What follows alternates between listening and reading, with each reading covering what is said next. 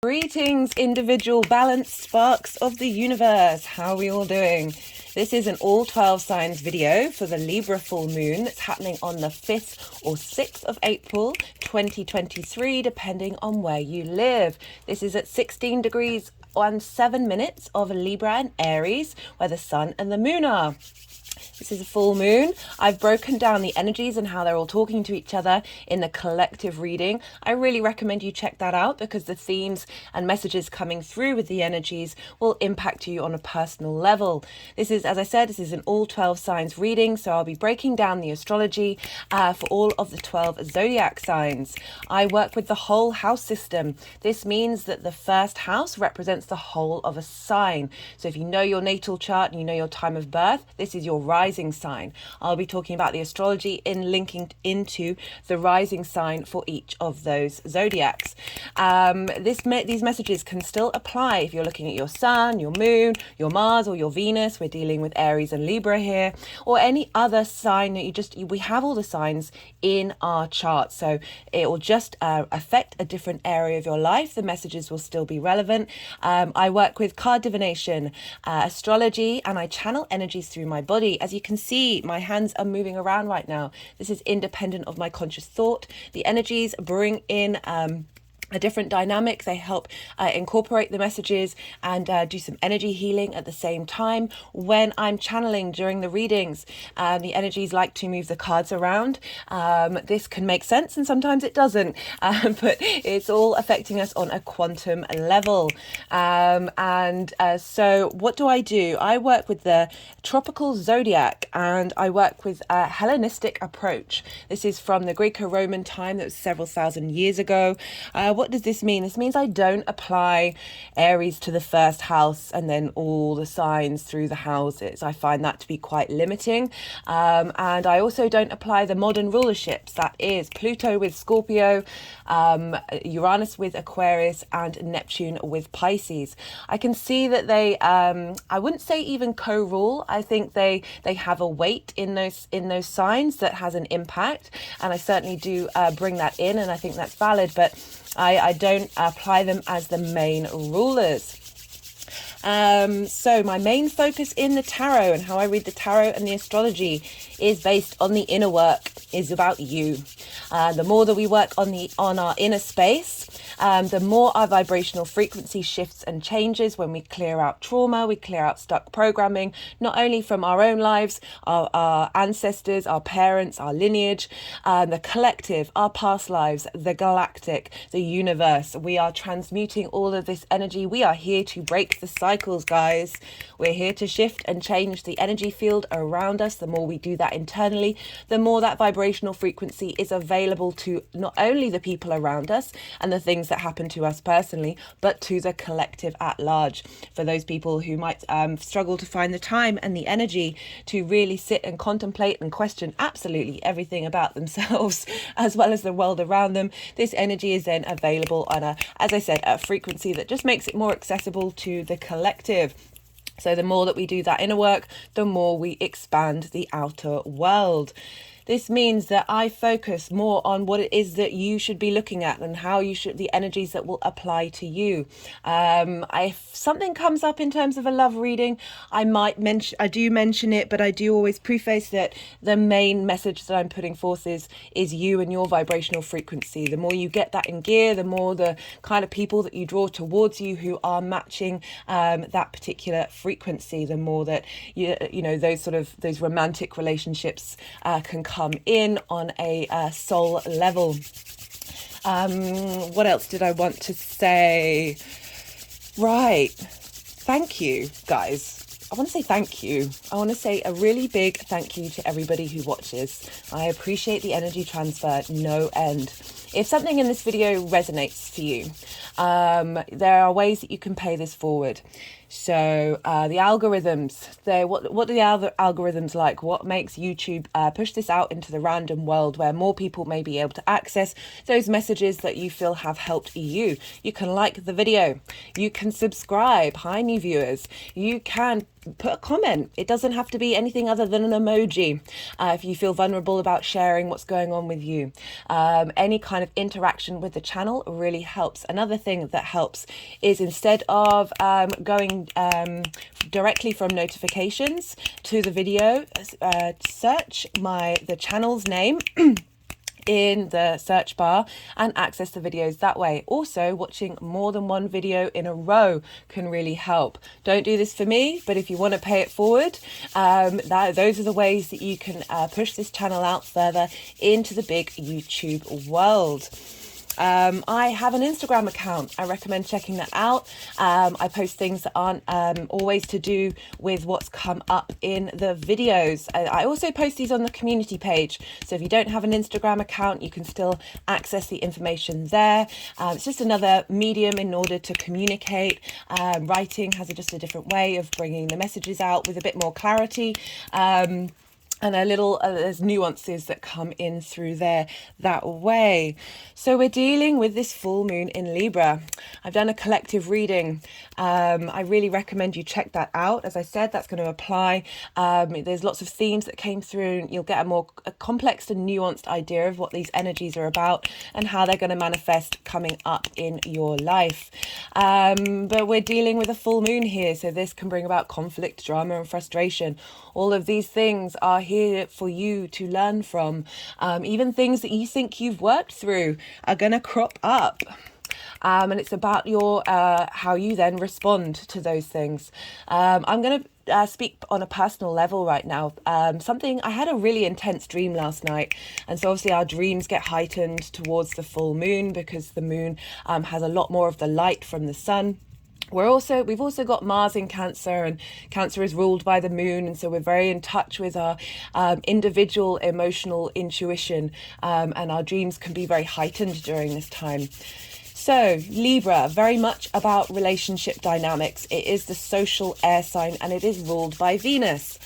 And I talked a lot in the main video, the collective video, about how, really getting this Aries Libra dynamic, this opposition into balance is about finding your own individual spark and self, and not sacrificing that in order to create social harmony, being able to find social harmony with you still being able to voice your opinions and have your own sense of space.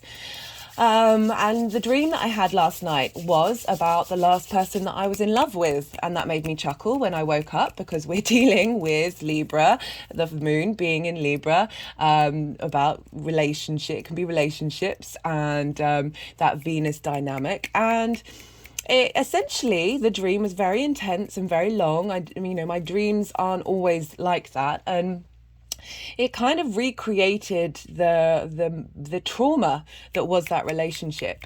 That relationship was very much based on my own trauma response to my relationship with my father. This is often the case with all of us, that the programmings that we have between the ages 0 and 7 have an impact on how our relationship dynamics evolve in our grown-up life. This is not just romantic, this is also friendship and business, all of these things combined. That I was taken down memory lane of what it actually felt like to be in that relationship, the reality of it, the gaslighting, the manipulation, the deceit, while still giving absolutely everything of myself to support and nourish this person.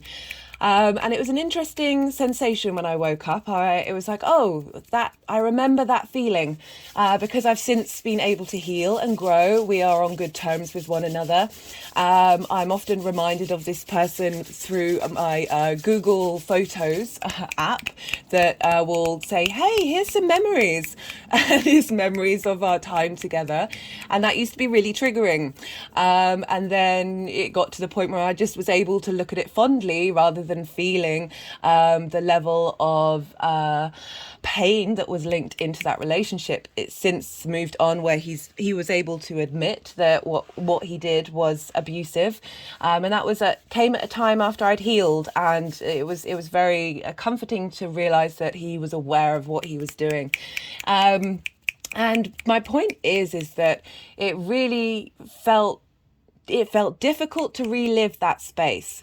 But it very much felt like this isn't going to happen again. I'm not going to repeat those trauma cycles, which I talk a lot about in the collective reading. So do go check that out, that they do have a huge impact on us. It's a lot sometimes why you feel like your manifestation skills aren't working. You're not able to tap into that we're at this time of karmic clearing, and the karma cards have come up in so many readings that I've been doing, that we're in this great time, this potent time of clearing out a lot of old energies that might not even be linked into us. You know, our birth chart is that first blueprint for our soul.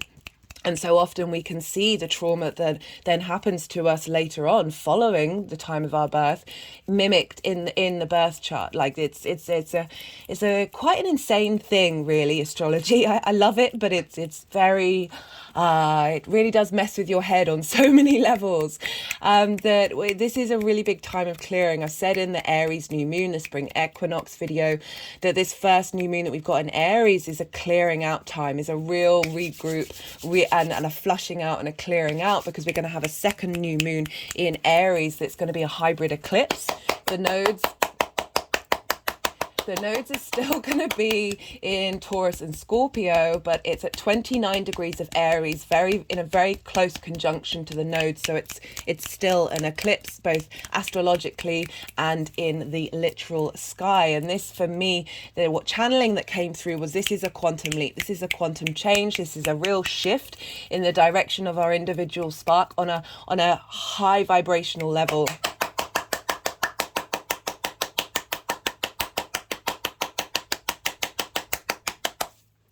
And I just thought it was really interesting for that to come up, having recorded the collective reading yesterday. And then that was a very intense dream about a relationship that wasn't in balance.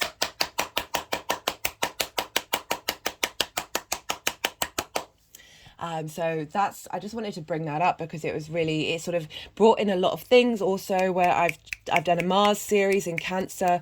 I really feel that our dreams are very much linked into where the moon is now that Mars is in Cancer, helping us understand our motivations behind our instinctive responses. So keeping a note of your dreams, clocking where the moon is, seeing where that's coming up. Also look to where your moon is. I suggest that in the Mars transits, because you'll have a flavor of what's going on, an added layer of where your moon is.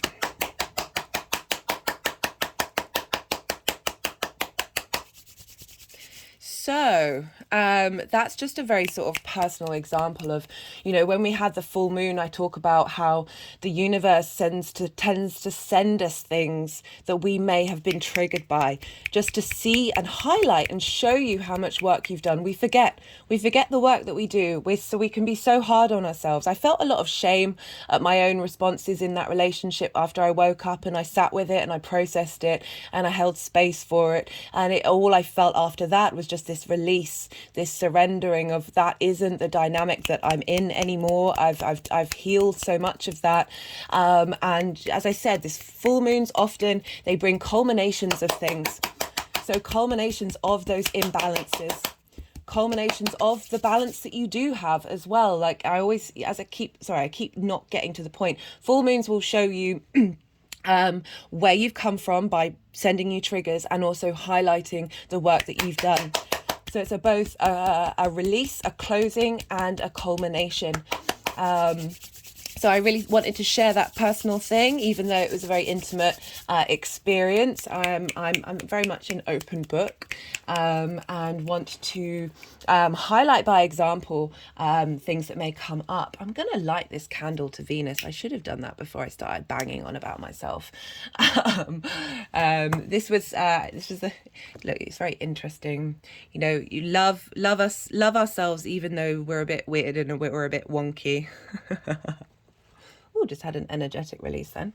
I forgot to say in the introduction, that will happen, that there'll be energetic releases. I always try and say when they do and say what's going on. There's also a lot of shaking that can happen. And sometimes I'll be quiet, because when I'm channeling, certain times I quieten my own monkey mind and let the energies sort of do their thing.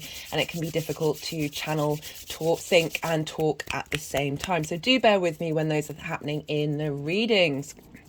Right, so I talked about myself, and now I'm going to talk about some other people. I found two examples of people who have the exact placements. So, Sun in Aries, Moon in Libra, Venus in Taurus, and Mars in Cancer. So that's where everybody is. You know, Mars rules Aries, Venus rules Libra, so wherever they are at the moment, they're having an impact on what's going on with this full moon. And yeah, I found two examples of people who have that exact combination. And the first person was Margot Adler, and she was a paganist in America. And she wrote this book, Drawing Down the Moon, which I thought was quite funny considering we're dealing with the moon. And this helped not only popularize earth-based religions, but helped rebalance common misconceptions about neo-paganism, moving away from the sort of wicked witch cackling and really bringing it into the fact that this is linking into the cycles of nature. It's about using the elements. And she did so by providing a lot of interviews with well-known people in the field as well as regular people. And she was a journalist in other fields as well and did very similar things of, Libra very much wants to bring ideas into balance, bringing out of that extreme space, allowing all voices to have a voice at the table. Libra very much can be very much the social warrior. I have a dear friend who is a Libra rising, and she will come to the aid of you if she feels that or anyone around her, or that if she feels that their voice isn't being heard and that they are being bullied or they're being mistreated. Libra also want to make sure that all your social needs are met, of being able, very intuitively being able to be aware of bringing social interactions into balance where they've been out of whack. And I really thought that was interesting that with the moon very much linked into that yin feminine space of the earth, of the triple moon goddess, that this woman who has this exact configuration, because we've got Venus and Mars as well as Mercury at the time of this full moon in night yin feminine energy. So this is very more receptive, this is drawing in, this is protective energy. There's a softness to this. I'm sure we've all felt the difference of Mars moving into Cancer, having been in Gemini for 8 months. There's definitely been a different energy in the way that we take action. So I just thought this was interesting that she was helping rebalance misconceptions, and helping shine a light on that, on hidden things. Full moons are very much about illuminating that which has been hidden. And she wasn't sentimental or self-righteous. So I feel there's that element of Aries Sun, not being sentimental, but not being self-righteous, of Libra, again, the diplomat, that wanting to bring harmony without attacking. So I really like this balance between the moon in Libra. This is going to be the final moon in Libra before we then the nodes move into Libra and Aries in July. So the Libra new moon at the end of the year, September this year, will be an eclipse, and for the next sort of 18 months all the Libra and Aries moons will be eclipses. So we're moving into a very different dynamic. This is a great time to see what comes up, to see what you need to work on before the nodes move signs, and therefore we're going to be hit with eclipse energy. So very potent energy that we've had in Scorpio and Taurus is going to shift gear. And so the more I say this with with most of the transits, the big transits, the longer transits, so Jupiter, Saturn, Uranus, Pluto, and the nodes is very much, and Neptune, Neptune's quite of a long one, so that's yeah, that you've got time to work with that one, but of really being mindful of what these energies want you to engage in, what they're trying to teach you, how they're trying to support you. And the more that we get in line with that and sort of understand what energies are around, the more we can flip the switch and move away from sort of more triggering lessons to more collaboration and co-creation. And the other person who has these aspects, these exact placements, is Charles Dumont. And this was a French songwriter. And now the reason why you might know who this is because he wrote the song that most people are aware that know are by Edith Piaf. And this is Non, je ne regrette rien. And I'm going to read you the lyrics to this because it's very powerful stuff. No, absolutely nothing. No, I regret nothing. Not the good things that have happened, nor the bad. It is all the same to me. No, absolutely nothing. No, I regret nothing. It's paid, swept away, forgotten. I don't care about the past. I set fire to my memories, very Mars in Cancer. The moon is very much linked into memory. My troubles, my pleasures, I don't need them anymore. I've swept away past loves with their trembling.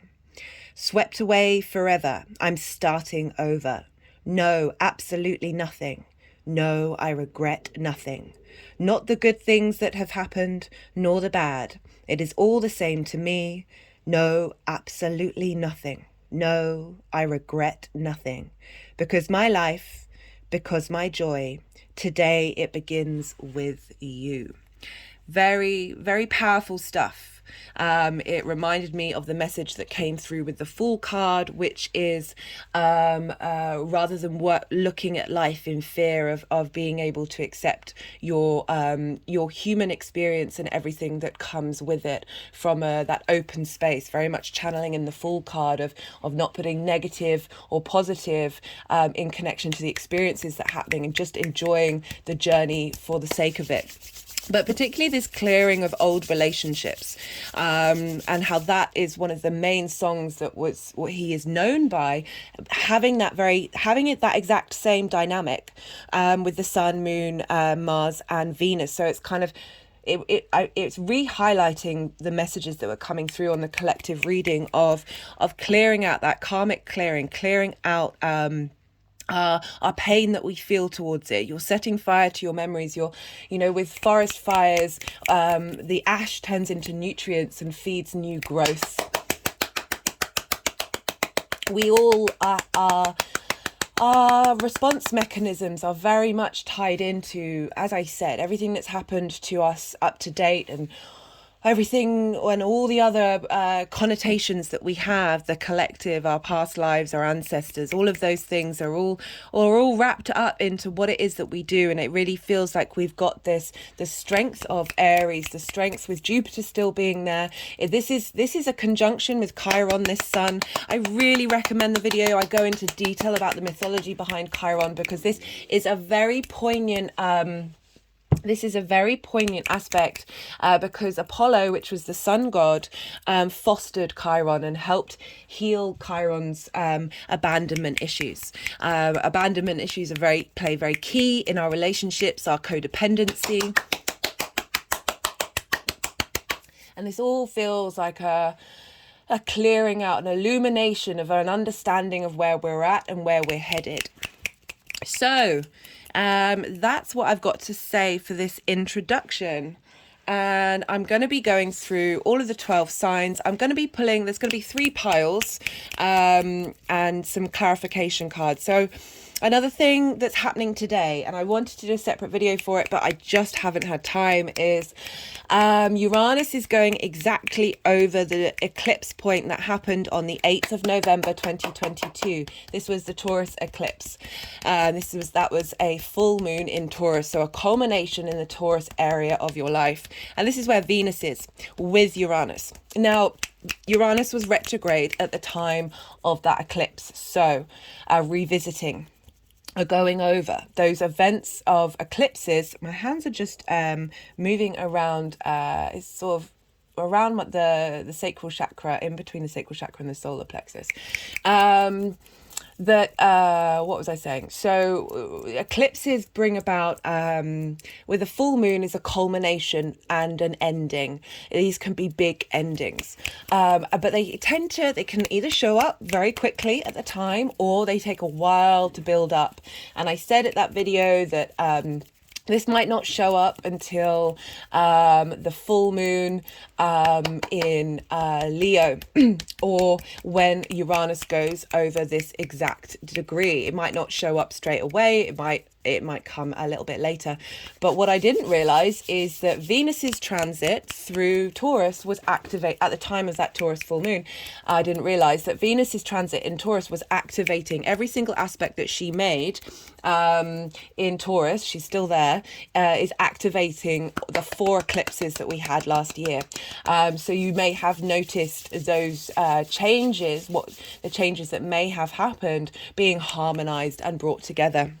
So I'm going to be pulling some cards for that for us, just because I'm really curious to see what comes up. I know it's not directly linked into this full moon, but I'm doing it anyway. And then going to be pulling some cards for the energy of the full moon, and then how this energy is going to move forward for each of the signs. As I said, you can tap into any of the signs. They can often be very collective readings for us all, and the messages that will apply for your natal chart will apply to that particular house that sign falls in. I recommend checking out the Mars, wherever your Mars is and wherever your Venus is as well. All great. So now I'm going to move on. I want to say thank you everybody for watching the intro, and yeah, I hope you enjoy what comes up.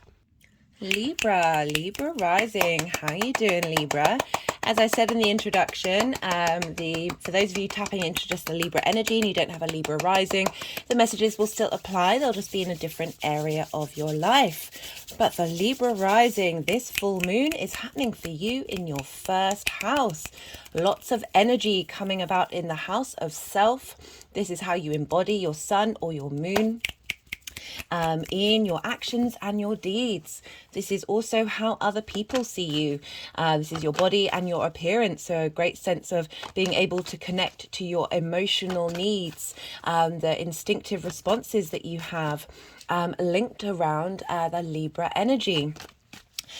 So things may come up that are linked into where are you in balance about being yourself in your relationships, because for you, Libra, you have Aries, which is where the sun is, shining a light in your 7th house of one-to-one relationships. So it's a very potent time for you to have illumination about that imbalance or the growth that you've done in how you harmonize what it is that you want from your one-to-one relationships. How are they manifesting, what it is that you need from them, and how, as I said, that imbalance with the sense of self. Sometimes we can sacrifice ourselves in our relationships, and this is, we're going to have the nodes moving in here in July. The South node's going to be in your sign, where you're refining who you are, purifying and clarifying how you embody yourself.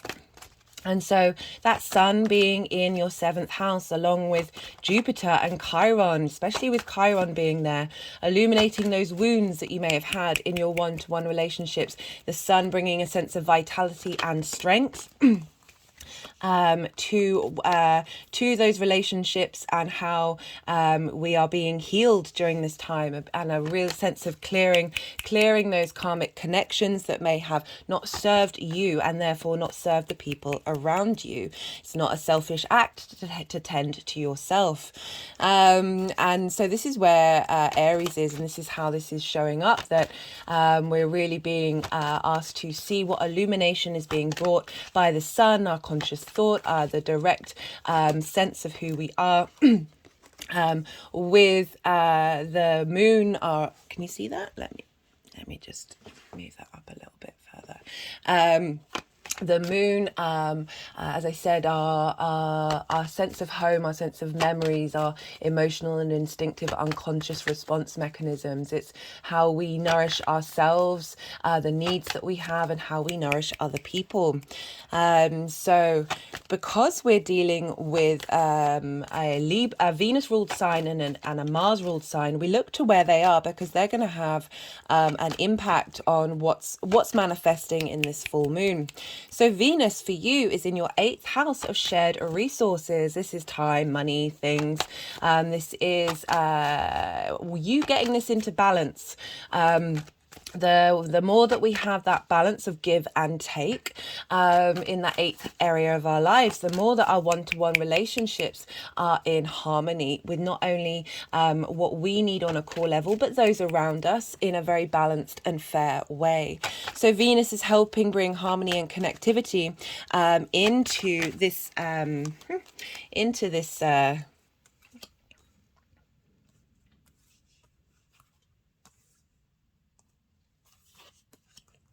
sorry.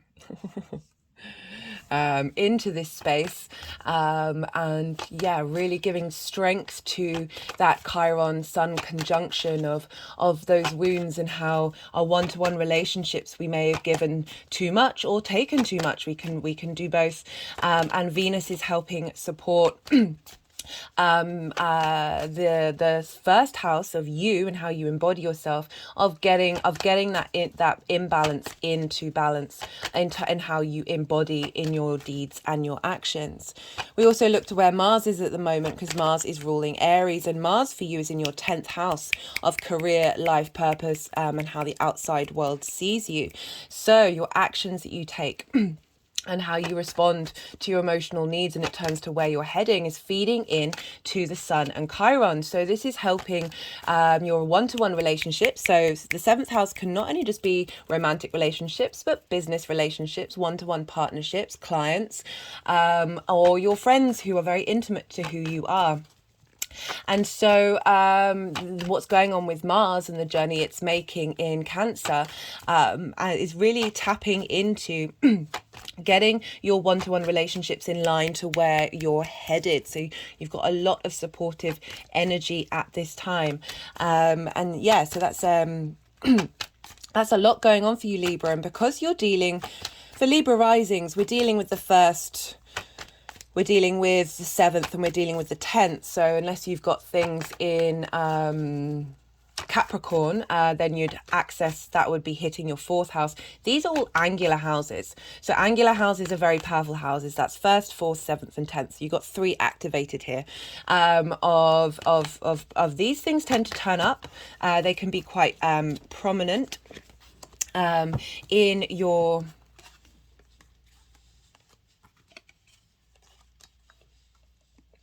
Sorry, they can be quite prominent in...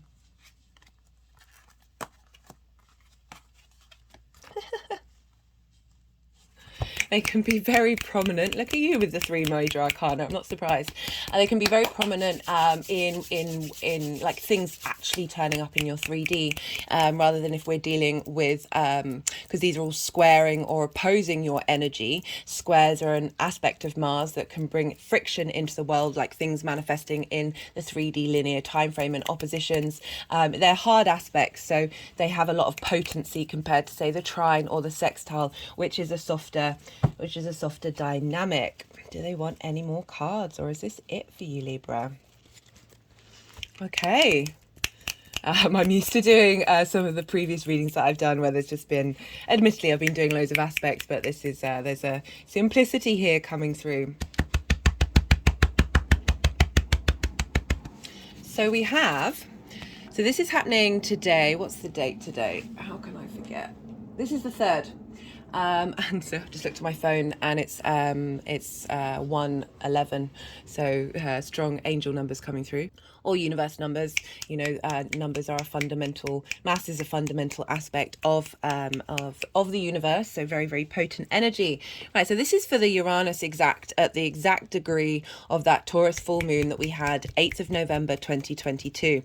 So this was a culmination. This was a big eclipse that we had, and this is in your 8th house of shared resources. And so Uranus was conjunct the moon at the time of that eclipse, and it was retrograde. So you've been revisiting and going over those themes and messages that were coming up about the give and take in your life with the outside world.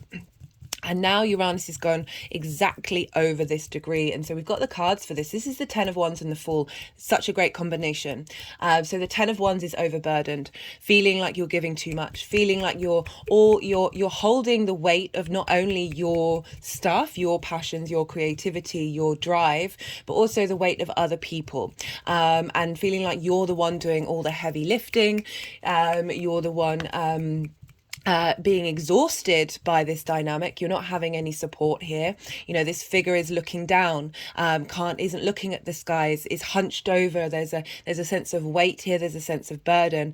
But this is a culmination card. It's a 10. And if you see here, there's a home in the background. This figure will reach there, and the release of that burden is happening. And that's doubly confirmed by the Fool. And look how the Fool is looking up. This is a new beginning.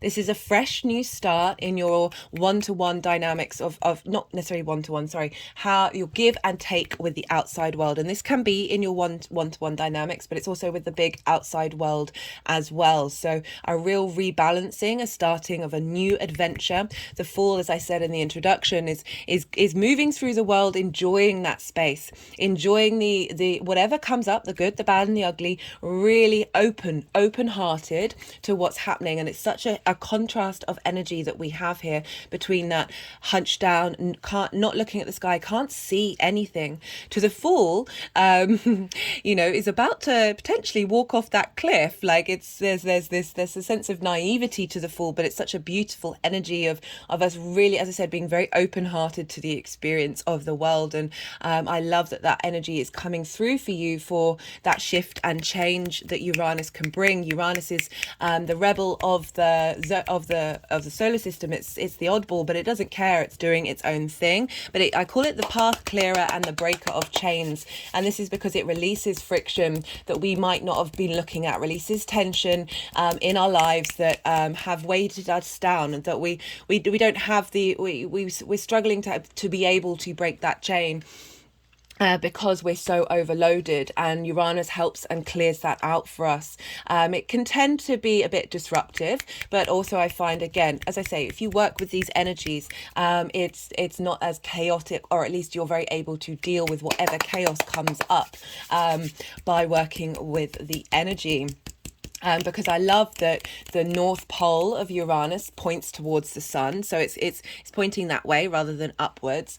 It's as I said, it's different. All its moons are in retrograde. It's a wonderfully unique and innovative energy that's wanting you to be as truly authentic to yourself as you possibly can be, and not give a damn, and be really comfortable in that space. So I love that this energy is coming through. But as I said, it's pointing towards the sun.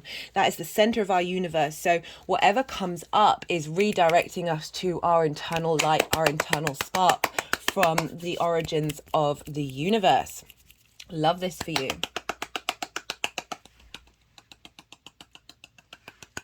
So my hand just went towards that rose quartz that I have. Being able to look at the outside, the shared resources with a sense of freshness, and getting support back, getting love back, getting ease. We have, for the energy of the full moon, this is Venus. This is your chart ruler. Well, one of your chart rulers. It all depends on your chart. But this is the ruler of your ascendant. This is Empress. This is abundance. This is really appreciating being in this physical world. There's a sense of fertility, a sense of creativity. But there's an ease with this card. It's a beautiful card. The Queen of Queens coming through to highlight, to show you your value, show you your worth, show that you are truly a state of abundance. You have the capacity to be at ease in yourself and how you embody things. I love this message for you, Libra. So we have, for this energies moving forward, we have the Eight of Swords and the Hierophant.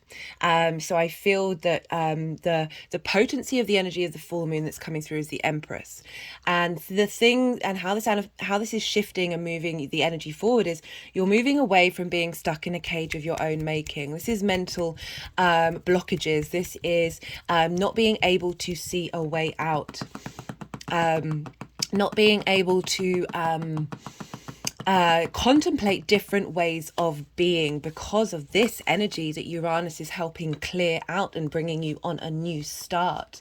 Oh, that's a lovely sensation of Venus, of the Empress being over the Ten of Wands, of really shifting that space a lot, knowing that everything that you've gone through with the Hierophant here, of it's all part of the process, it's all part of getting you the experience, the understanding. One of the things that came up in the collective reading was kintsugi, and this is a Japanese practice of a broken bowl being put back together with gold, and how that bowl is now different from every other bowl. It is unique and it is beautiful and it is cherished, and we are all that bowl. We are all kintsugi.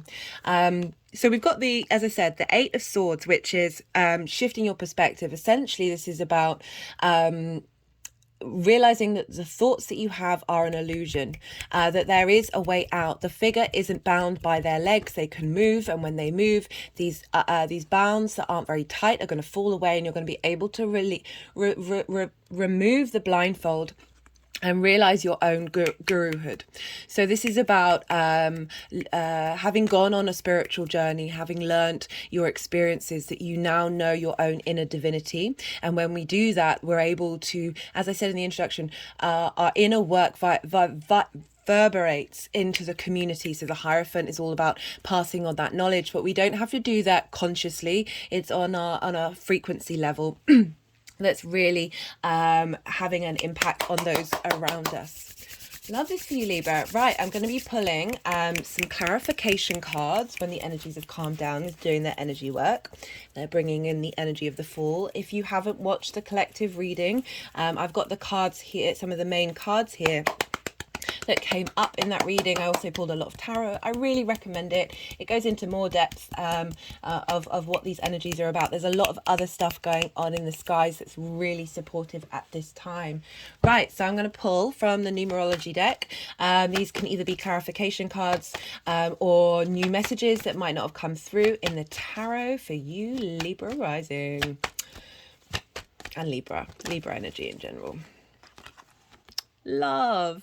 Oh, love. That's gone with that Fool card. I love how we've got the Fool and the Fool again, of loving the new journey that you're on, loving this new space, being able to love yourself.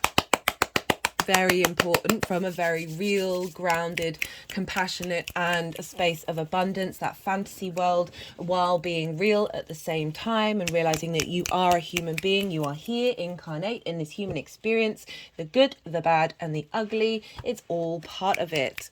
And so not shaming, not blaming, not feeling regret. Like I talked in the introduction, like after that dream, I felt shame about that situation, and I was able to work through it and look at it with open eyes, and that shame feeling that I felt, that those negative talks that we have to ourselves, that energy just felt very alien to who I actually was at the time. And we get those feelings, we're going to get those sensations, and it doesn't mean that they are ours. It doesn't mean that they are there, but it's there to hold space for them and let them move through you. Right, so this is the First Light Tarot. This is a mixture of major arcana, question cards, statement cards, and other keyword cards. Let's see what wants to come out. This is I think my favorite card in this deck. This is the portal card. Whenever I look at it, I always feel like, oh, I'm definitely going through a portal. I said in the introduction, and do check out the spring equinox and Aries new moon video, we are in a portal space right now. we are able to so moving through this stuck energy of being trapped in your own mind and your negative talk, feeling that restricted, and coming out the other side with a sense of strength. There's a real strength with the Hierophant. There's a sorry, I'm shaking right now, that's why the cards are shaking. There's a real sense of inner authority that's coming through, and the opposite of this, where you're putting authority into something that is an illusion that can be changed, and really opening yourself up to the reality of the situation from a deeply beautiful space. Right, let's pull a card from, this is the Oracle of the Rising Sun, very appropriate for the sun being in Aries right now. Right, let's see what wants to come through here.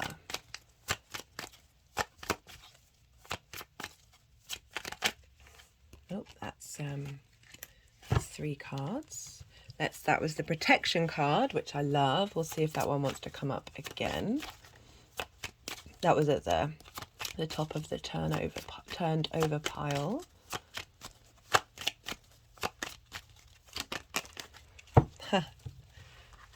Power. So I was just talking about Moon in Scorpio. So we have Scorpio for you, Libra, in your second house of values.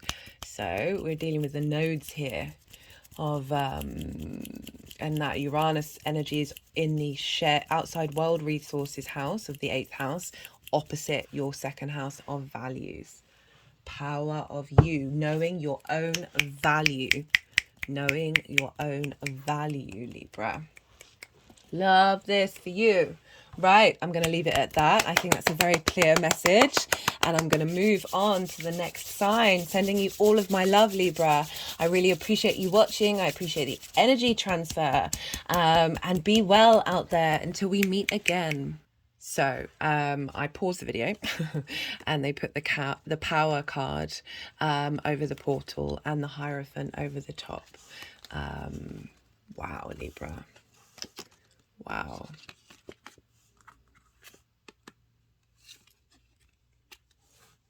So that's now with the Fool card. The Power card is, we've got love, power, portal, love, power, the Fool, the Hierophant, the Empress. Well, well, well, Libra. I'd love to hear from you if you feel so inclined. Yeah, I just wanted to share that. Sometimes things happen off camera when I've paused. I'd love to hear from you if you'd rather I wait and do all the movements. I appreciate. I don't want to take up too much of your time. Right, I am gonna leave it at that now, Libra. And as I said, be well until we meet again. Virgo rising. How you doing, Virgo? So for those of you just tapping into the Virgo energy, the messages will still apply. It will just be in a different area of your life, wherever Virgo falls for you. Use those themes to understand the messages that are coming through. For Virgo rising, this is happening in your second house. And so the moon in Libra is in your second house. This is your values. This is your resources. This is what do you care about? What do you hold on to? What's important to you? It's also how you value yourself. It's how you make money. It's how you manifest.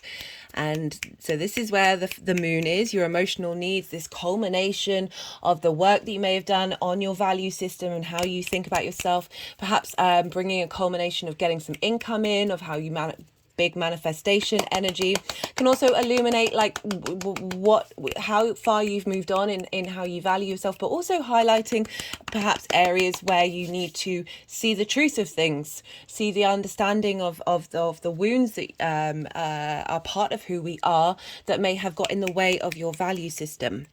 And why do I say the wounds? Right, because Aries in your 8th house of shared resources is the sun is conjunct Chiron. And so this is really highlighting, this is the 8th house of shared resources. That can be time, money, things, intimacy, anything. It's also linked into inheritance.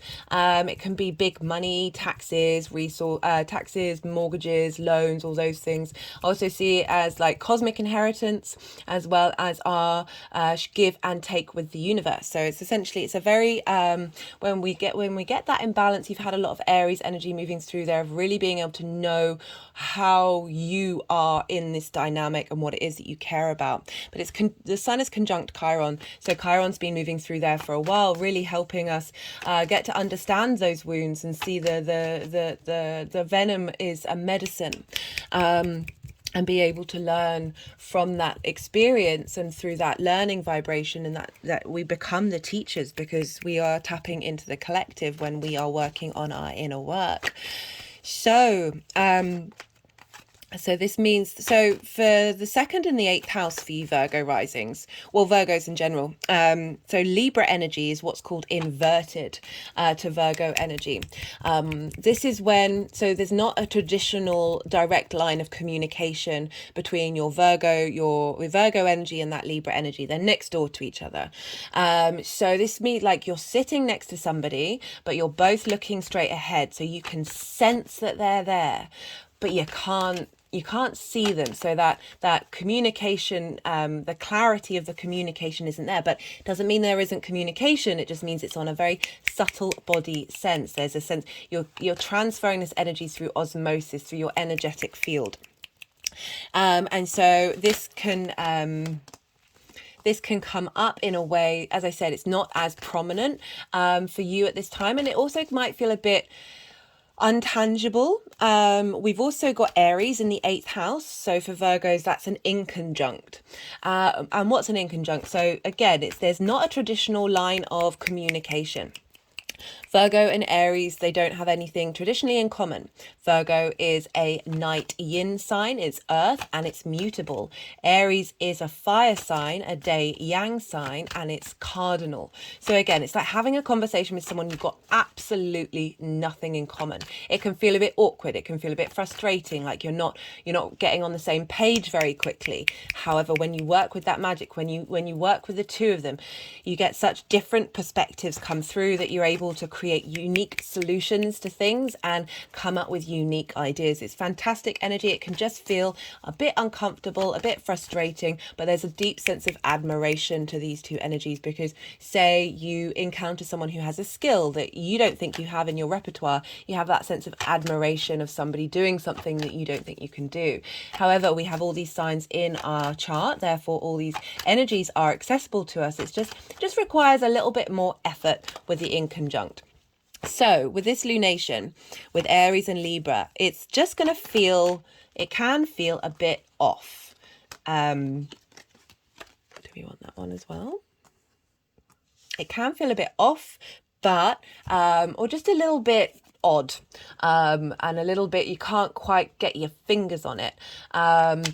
But this is also a very powerful, subtle energy transfer that's going on, very integrating on the atomic level, and really being able to shift and transform.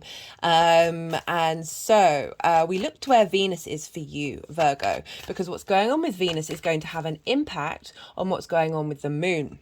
And you have Venus in Taurus in your 9th house. This is a fellow earth sign. So even though, and we've got Mars in the 11th, which is sextiling you. These are trines and sextiles. These are very positive, helpful aspects that are influencing this full moon that can feel a bit awkward, a bit unhelpful, a bit, not necessarily unhelpful, just not as easily accessible. But you're getting these two planets, Venus and Mars, in places where they are supporting this energy to integrate. So Venus in a fellow earth sign, helping you in the 9th house. So fellow earth signs, you're the same element. This is an aspect of a trine. Trine is a Jupiter aspect. This wants to bring about integration, expansion, cohesion, wisdom, a sense of truth, a sense of knowing.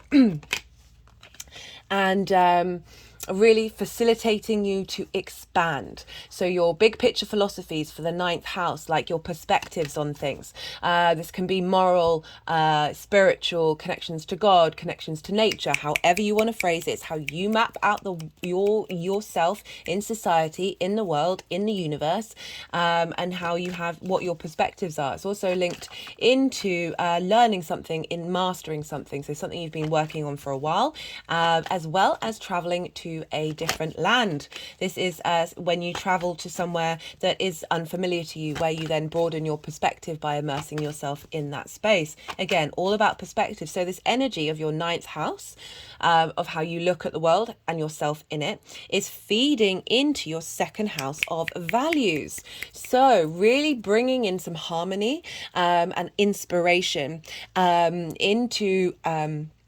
into that second house of integrating that value system, because that trine energy of Venus is helping you understand yourself, your first house, your Virgo energy, how you embody your sun or your moon, and that is having an impact on your value system, and in particularly how you value yourself. Mars, meanwhile, is in Cancer in your 11th house. Mars, this is 11th house, is a very lucky house, having Mars there, even though it's in Cancer, where it may feel a bit heavy, a bit emotional, is really being facilitated by being in the 11th house, and this sextiles your Virgo energy. Sextile is an aspect of Venus, so again, good connections to your first house, to your Virgo energy of Mars, facilitating, bringing creativity, bringing a sense of appreciation, a sense of beauty and love to the actions that you're taking in your hopes and your dreams, and the people, your friends, your groups and alliances that you're interacting with.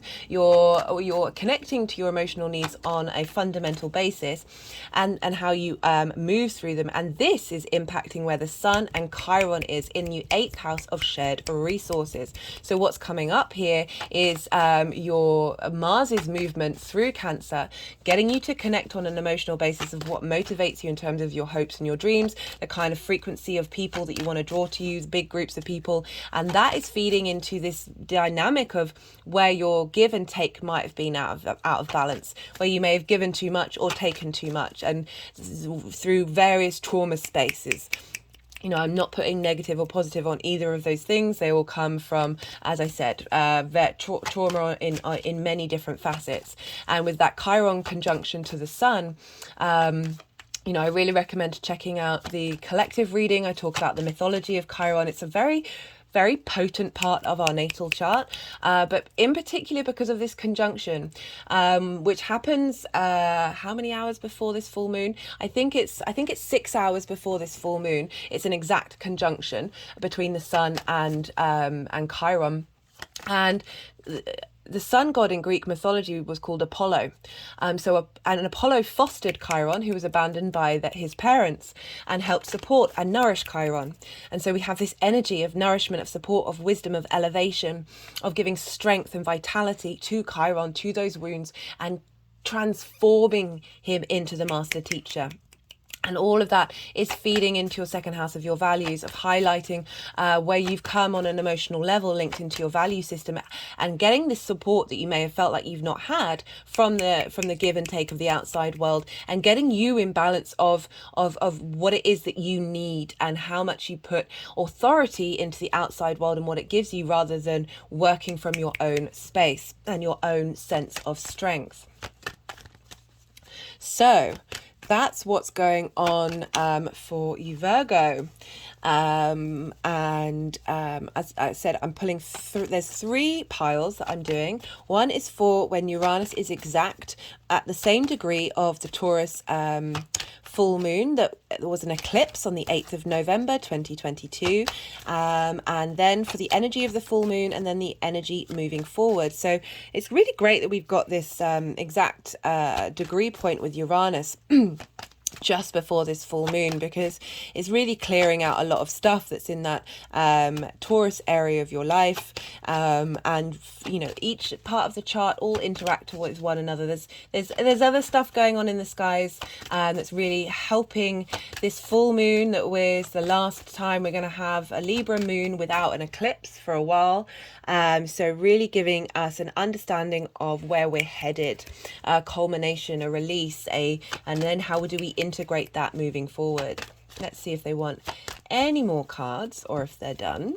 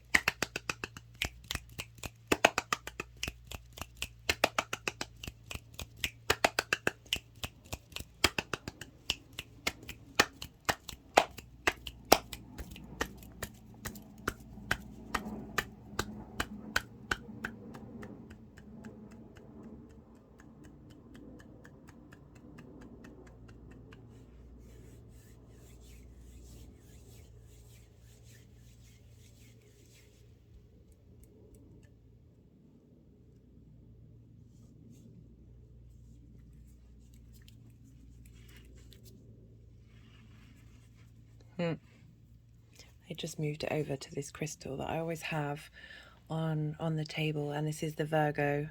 This is a Virgo crystal. So bringing in your Virgo energy, guys.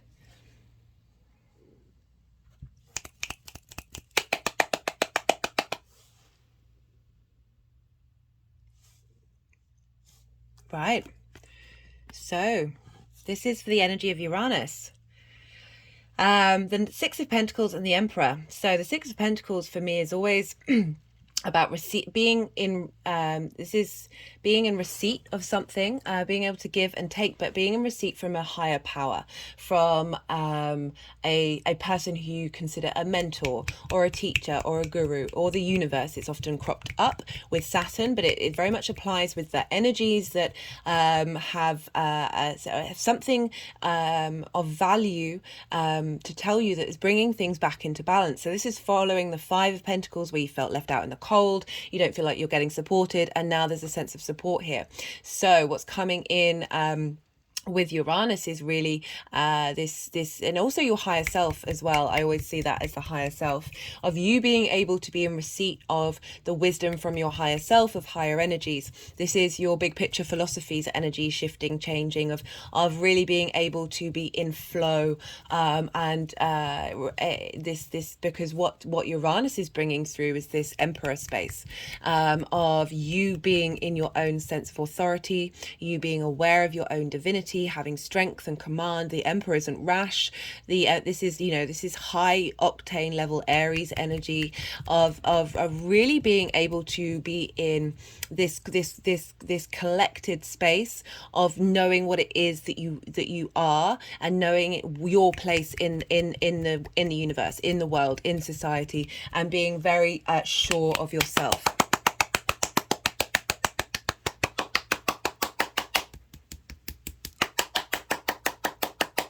And I love that that's coming through with the fact that we've got this full moon in your second house of it's your resources, but it's how you value yourself as well, and how that can be out of whack, and then that means our manifestation ability sort of falls by the wayside, or our compass is a bit off. So we have, for the full moon energy, we've got the Knight of Swords and the Chariot.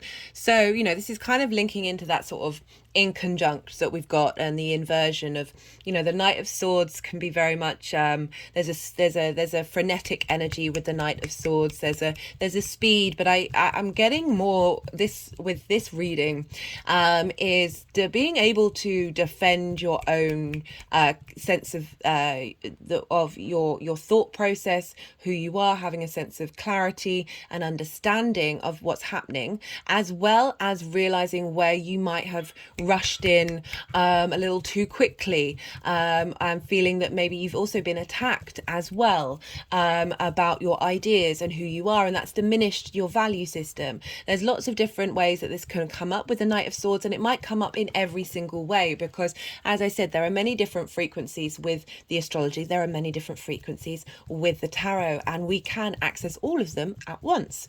We're not limited. We've got the Chariot card.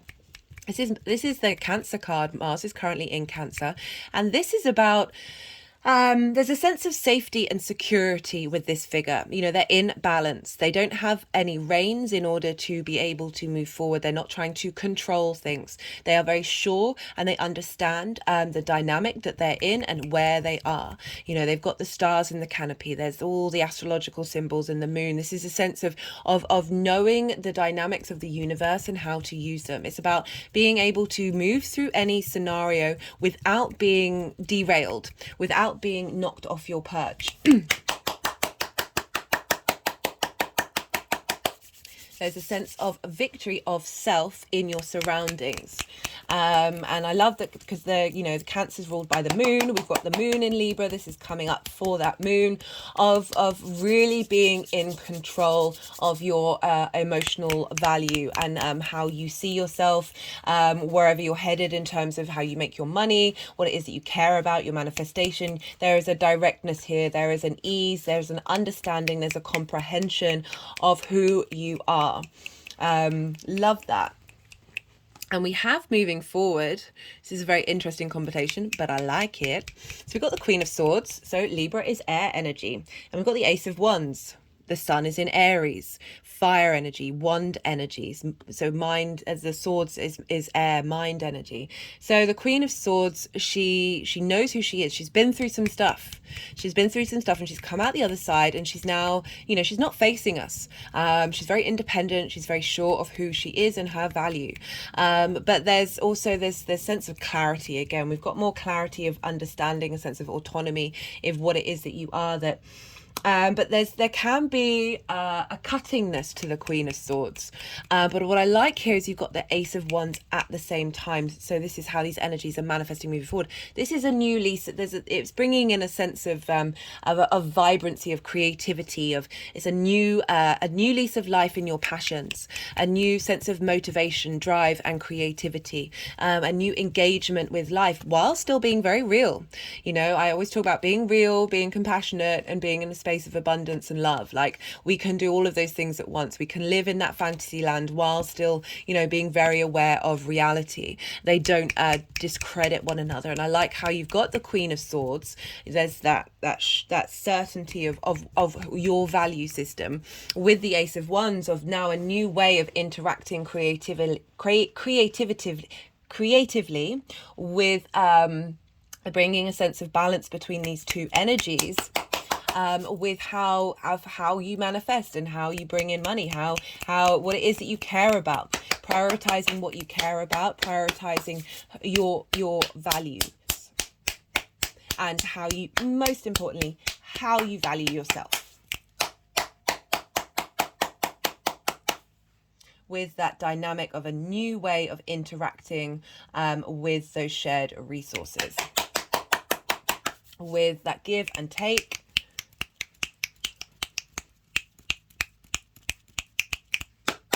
I feel like with that Queen of Swords, you might have been taken advantage of in the past. And this is giving you that strength to not be in that position. But with that Ace of Wands, there is a warmth to it with that fire. That fire and air work very well together. This also can be a softening of the sharp tongue as well, for some of you, in thinking that the world is harsh and having to be spiky because of it. That this is shifting that vibrational frequency with that Ace of Wands. Again, they're moving to the Fool card, which came up in the collective reading, which was essentially moving from a space of fear and being open to the experience of existence. You know, receive what resonates. I'm just doing different frequencies for different messages that want to come through. You know, it's the dynamics are different for all of us. Right. Let's see what's coming out. This is the numerology deck. I'm going to pull some clarification cards. Also, it might be messages that haven't come through in the tarot. Let's see what we're going to get from the numerology.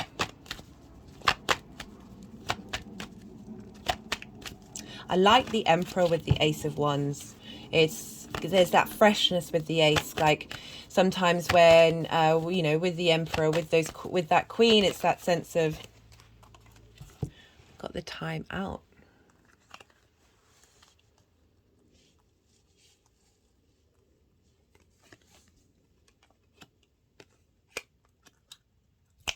Interesting. I was just about to say sometimes with the Emperor card, like the unintegrated Emperor is thinking you're everything. But that's not really what I'm getting through with this.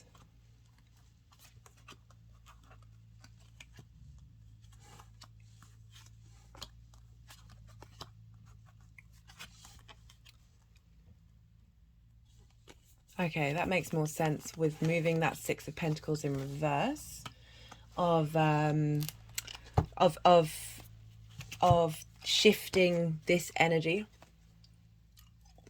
from this feeling of that give and take being out of balance, or not receiving, or not being nourished when you have nourished others, that energy is having a timeout.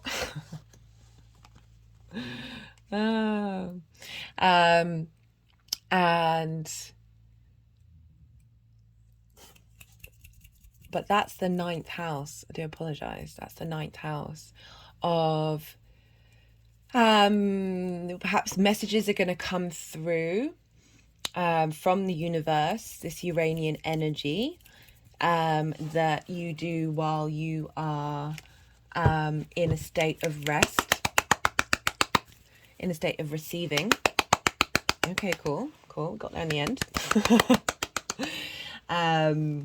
Because it's in Taurus, right? So that's a yin energy, and Mars is in Cancer in a yin energy. This is very much drawing towards you a sense of stillness. I'm intrigued by that. Virgo. That timeout card doesn't come out very often.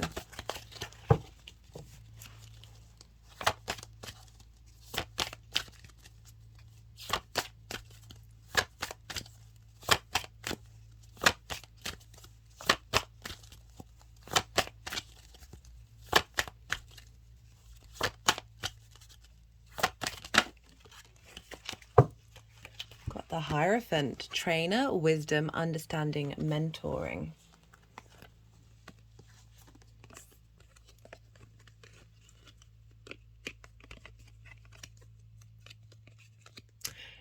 Very much linked into learning and teaching of the 9th house.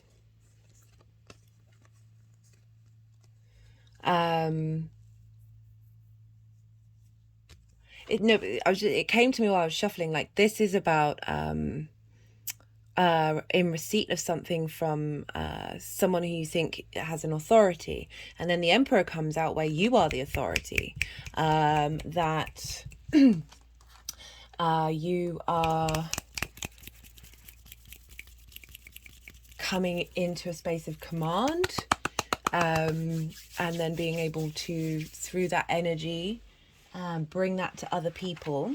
I want another numerology card.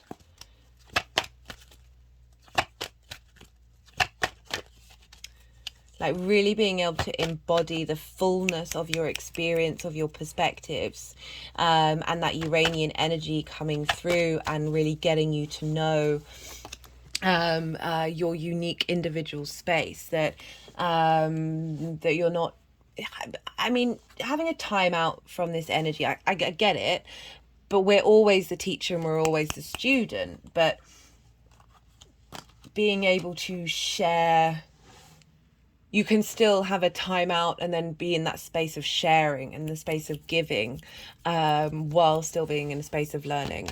That you've been cultivating your perspectives, and now it's moving into a space of bringing those into the world. We've got karmic completion, so that's come up for that, you know, that value system for the full moon. Yeah, it's really nice. It's very like I'm getting a surety with the energy, that there's you're yeah, very much because of, you know, the Emperor, with the cards are very much giving that impression, and also the energy that I'm feeling in my body of just you knowing what you're doing, and there is you're not necessarily seeking outwardly in the same way that you used to. Right, let's see what's coming up with the Oracle of the Rising. Whoa, that's half the deck. Oracle of the Rising Sun.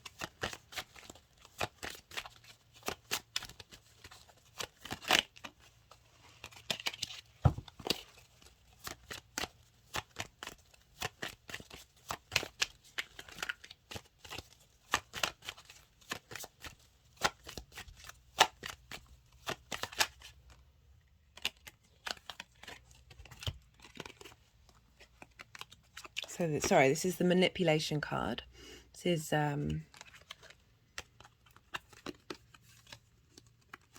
it's gone. Okay, so there's this, yeah, quick clearing happening. Quick clearing with those things that I was talking about. As I said, this can be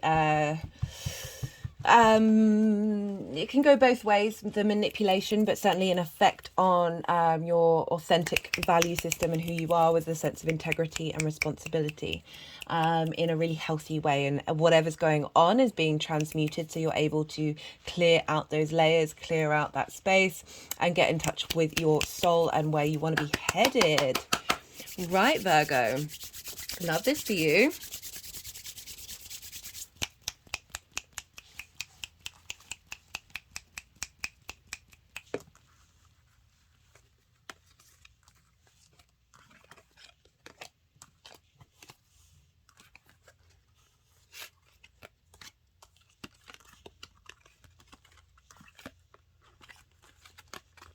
So if you put the Knight of Swords, the manipulation, timeout, karmic completion.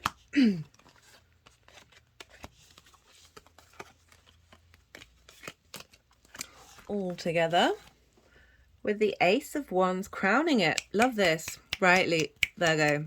I'm going to love you and leave you. I really appreciate you watching and the energy transfer, and I'd love to hear from you if you feel so inclined.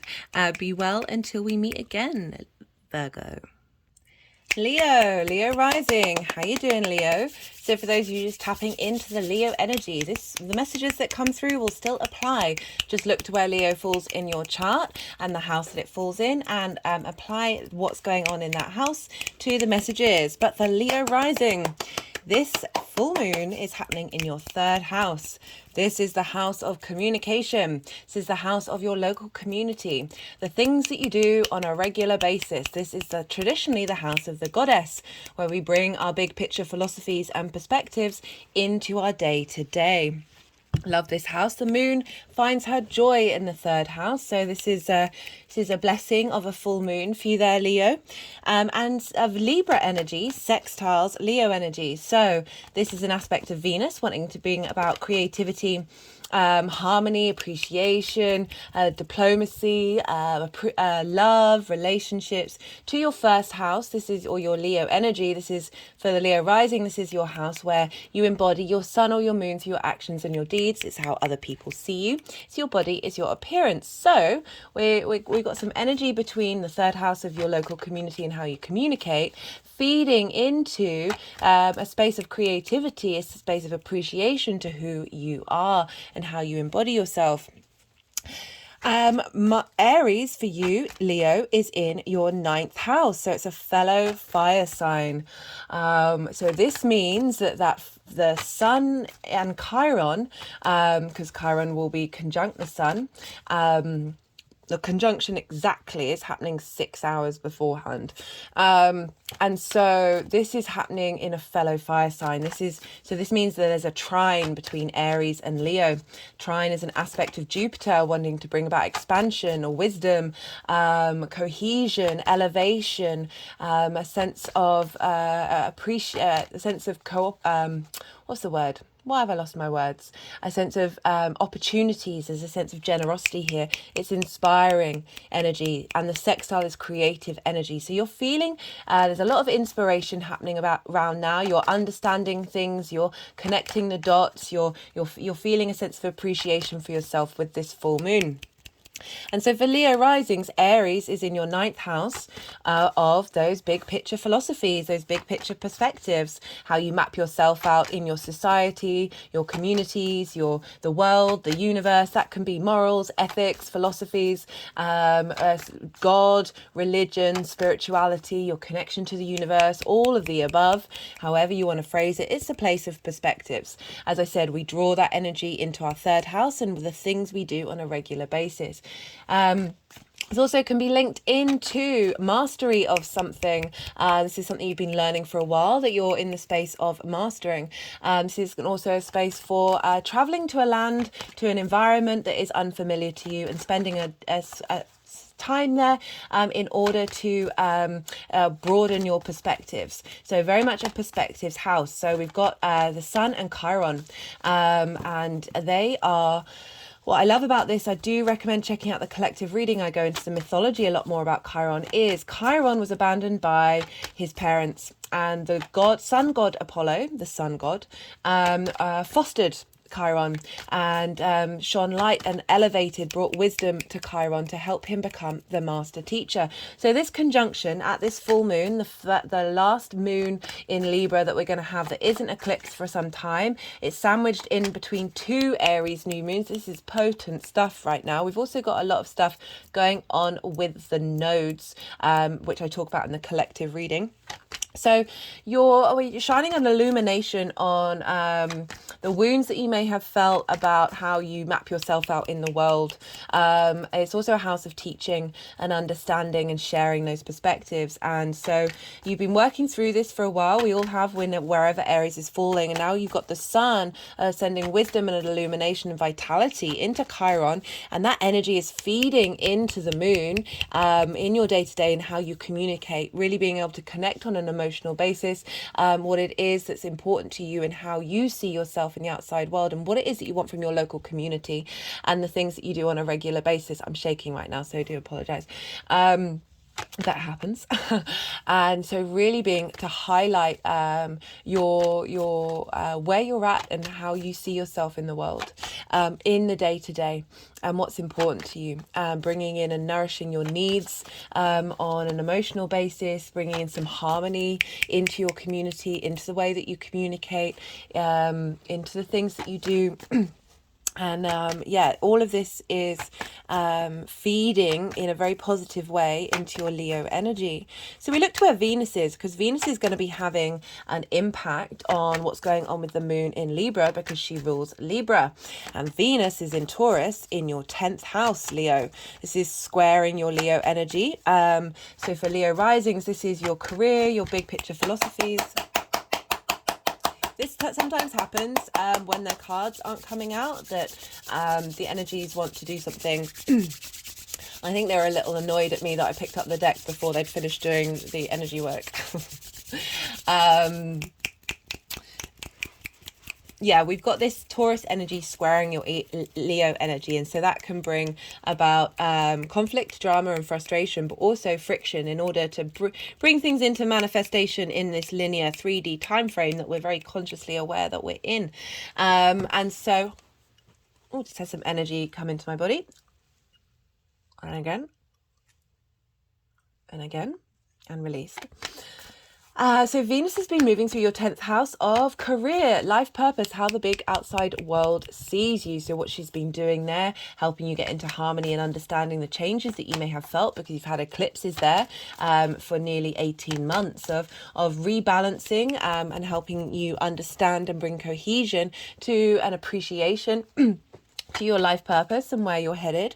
And so this is feeding into your third house of that communication and that local community and the things that you do on a regular basis. So it's drawing in the energy of your life purpose and where you're headed and helping bring that into your ability to communicate with others and with yourself, what's going on at this time, illuminating where you may be headed. Mars is currently in Cancer.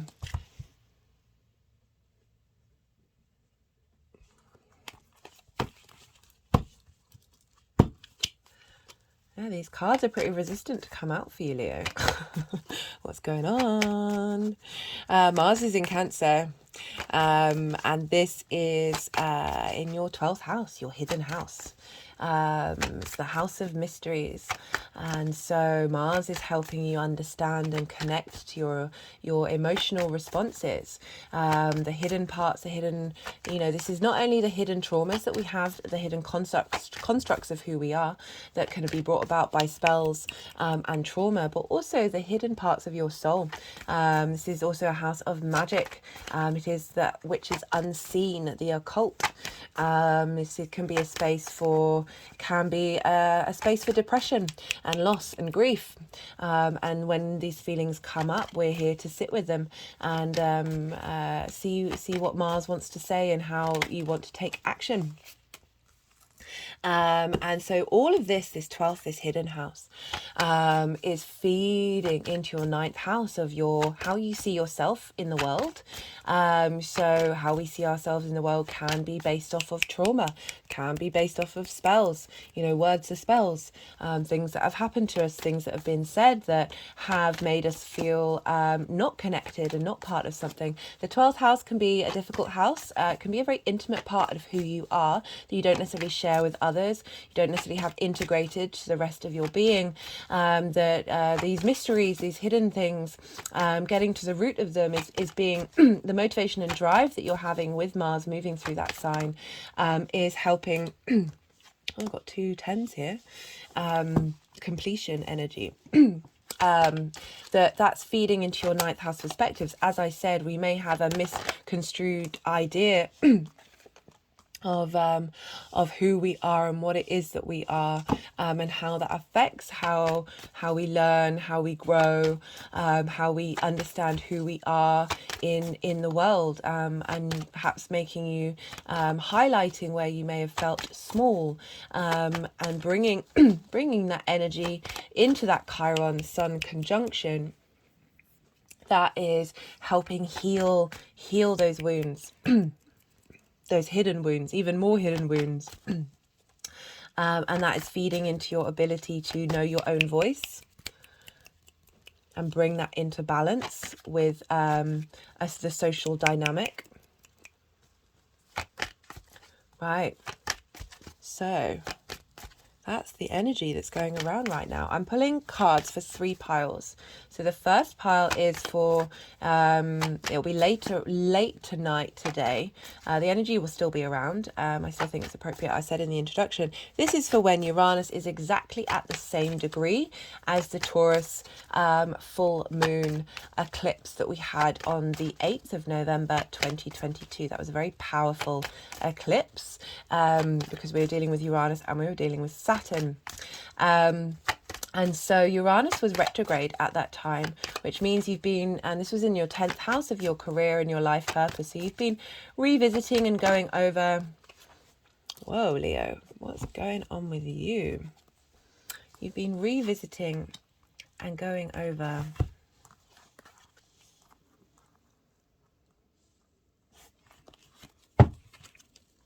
your career, the direction that you want to go in, and getting in touch with your authentic self. But you might have things might have shifted and changed. There might have been some tension, some unease of things not quite getting into balance. There's a lot of chaos energy around Uranus, but now Uranus is direct, and so you know, whatever shift and change and tension release that may have been blocking where you've been headed is now going forward in motion. So that Taurus full moon eclipse is either a culmination, a highlighting of something, or it's an ending.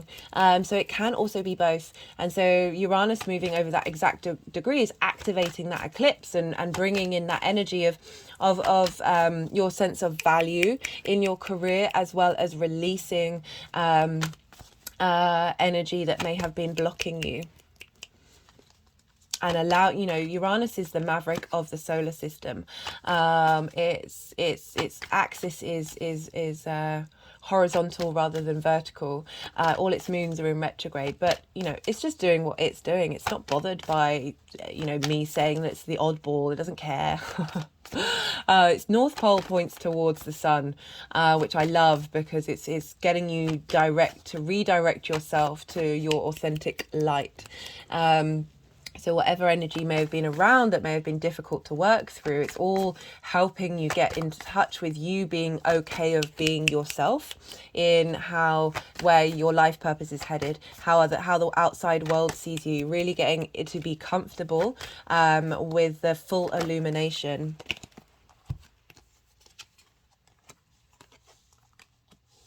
Okay, wow, that's a shift. I was worried a bit, Leo. I was worried whether you guys were okay. Like, that was some heavy cards that were coming out.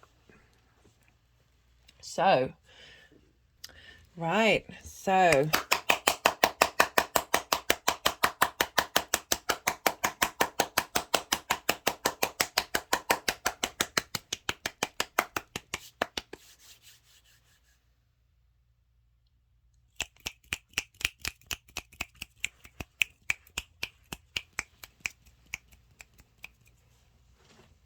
we have, sorry, I just I don't know why they're wanting my hand to be there like that. Okay, this is for the Uranus going over that eclipse point. So we've got the 10 of Swords and the 4 of Pentacles. So the 10 of Swords is about immobilization, of being stabbed in the back and feeling like you can't move. You see all these swords, they're all along the spine. And whenever this card comes up, I talk about trauma that's stuck in the spine. It's very much linked into karmic previous stuff. That was very articulate of me, wasn't it? And that we can be immobilized by energy that we might not even be conscious of, and be frustrated about where we've been headed, and not knowing how to change that, and not, even if you're doing the things that you need to do, of still feeling that your individualness is been attacked, and that there is pain and trauma linked into that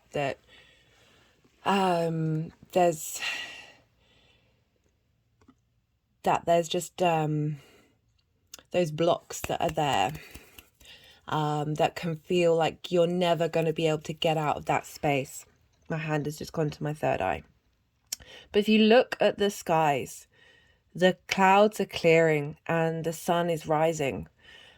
Dawn is coming. There's this card for me in reverse is very much about resurrection. But even if it's not in reverse, this is a completion of that space, a completion of that energy. And this is in your 10th house of career. And we've got the four of Pentacles. And this is about power. This is about security. This is about a sense of command, a sense of authority. You are safe. You are able to be safe in who you are, and how you express that in a tangible way in the 3D realm. Whoa, just had a bit of a physical shake to that. You know, sometimes this card can be read as like holding on to power, but that's not what I'm getting from it. I mean, I rarely get that actually from that card. It's definitely about having those four chord, like that safety, that structure of your own inner strength. And Pentacles is very much linked into work, very much linked into you, your body, your health. And for that, you know, this is Taurus, is an earth sign of, you know, Taurus can want that safety, that structure. It's a fixed energy of bringing in that energy, and it having weight and strength and longevity to it. And the reason why I say longevity, even though we're dealing with different dynamics here, but Venus is in Taurus, so that energy is coming in that Taurus area of your life, and Venus is affecting the moon. And so we've got, for the full moon energy itself, we've got anxiety, we've got sleepless nights, we've got worrying about things that we can't control, worrying about things that aren't actually facilitating your own space of abundance, fear over how you communicate, fear over your interactions with the community, whether you're doing enough in your day-to-day, whether you've said the wrong thing, because we are dealing with the house of communication, and that social air sign of really trying to, I just feel like it's not allowing you to be yourself. And with this clearing of Uranus happening, of being able to move from this space of social anxiety. Libra can be very much linked into social anxiety. My fingers are just sort of moving over my third eye chakra, of being able to see clearly, illuminating and understanding that these things that you worry about don't serve you and are draining who you are. You know, this card always suggests, look at the roses, look at the roses, and look at the small details of things, the small pleasures in life, and focus on the beauty rather than the fear, that fear space. You know, that Fool card is so relevant of moving away from fear and enjoying the experience of life, enjoying that experience as you. We've got the 10 of Pentacles here.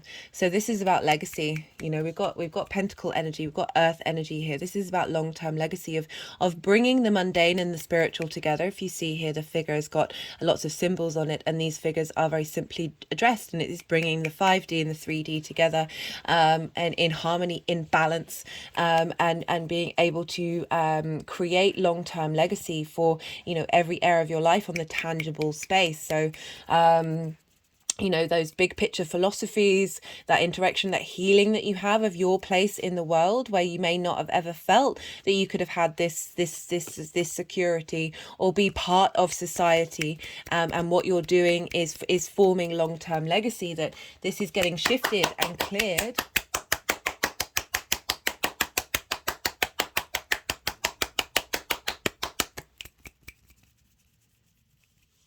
During this full moon, of realizing value. My hand's just gone over my heart chakra. We've got, for the energies moving forward,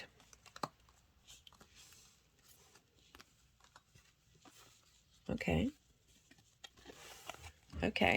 well, they could have put that there to start off with, couldn't they?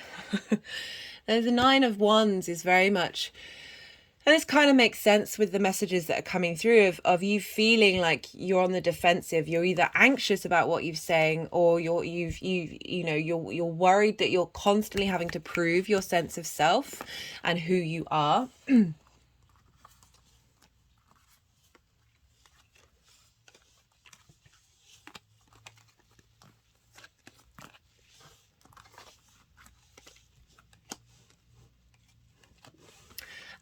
And that's all getting cleared. Sorry, it's quite a simple message that's coming through. They're wanting to put them all together. That, you know, we've got lots of, we've got how many 10s? We've got 3 10s. Whoa. big clearing, big shifting and changing for you, Leo, because we've got the 10 of Cups. Like, how different is that energy to those? They're the 10 of Swords, the 9 of Wands, and the 9. We've got two nines and 3 10s, guys. That's I don't think that's happened before. And this is about fully embodiment of the pleasure of existing, of being in a community as well, and every part of your environment matching that space of abundance.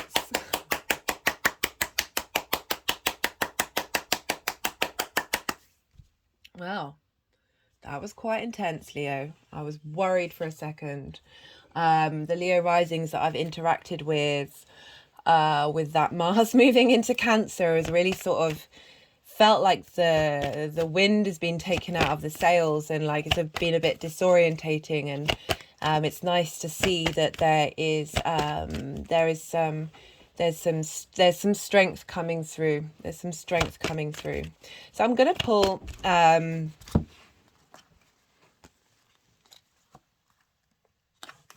some clarifying cards. I'm gonna pull some clarifying cards. These are either gonna provide new messages that may have been missed in the tarot, or just confirmation of some of the messages that have already come through. This is the numerology deck. I put all the decks in the description box, and I will put the different piles in the description box as well.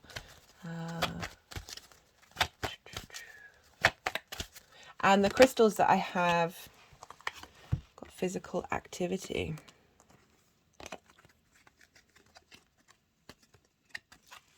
Interesting. Let's see what other cards come out for that one.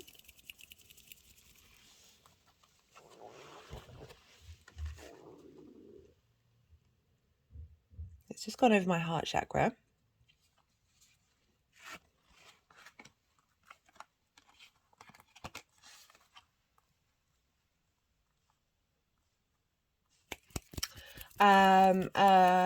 Getting more out in your local community.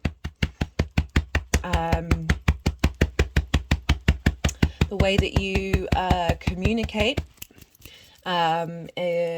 will be just a sense of there's a sense of obviously a sense of movement with the physical activity card. It could be a move to a different community that's more in line with your emotional needs. Receive what resonates here, guys. As physical movements that may happen in order to transmute this energy and clear this energy out.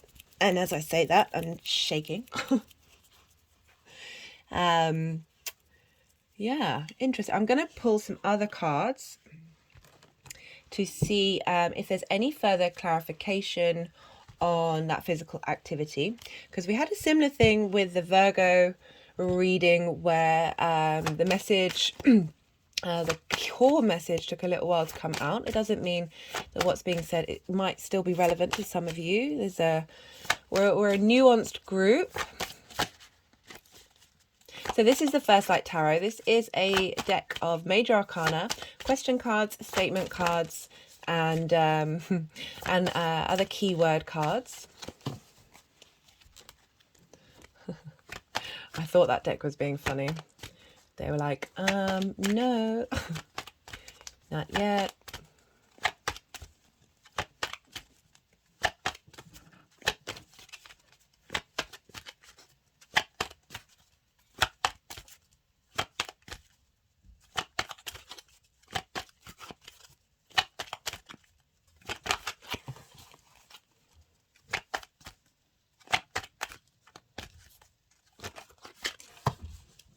It could be saying you need to do more physical movements, just in general, like a nice little tip for, I mean, we could be doing that, especially in the Northern Hemisphere. We're now moving into spring where it's not freezing.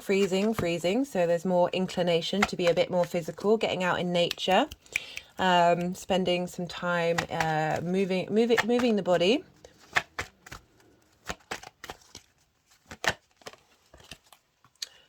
spiritual partnership. Okay.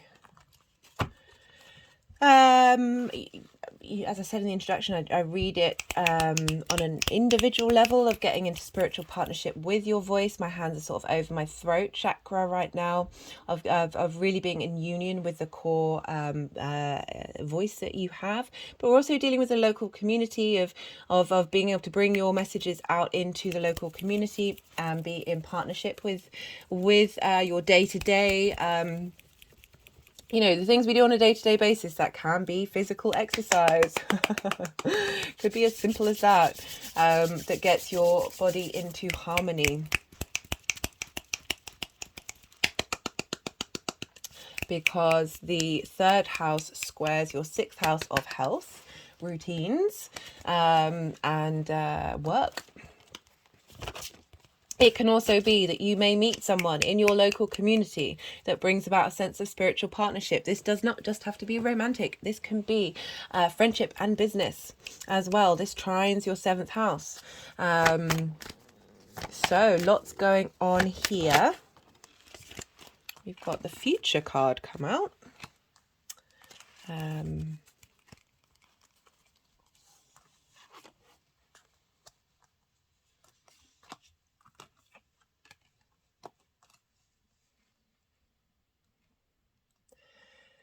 So with the 10 of Cups, it's very much of, you know, it's ticking all the boxes, but it's also very much linked into, you know, of being active in a community.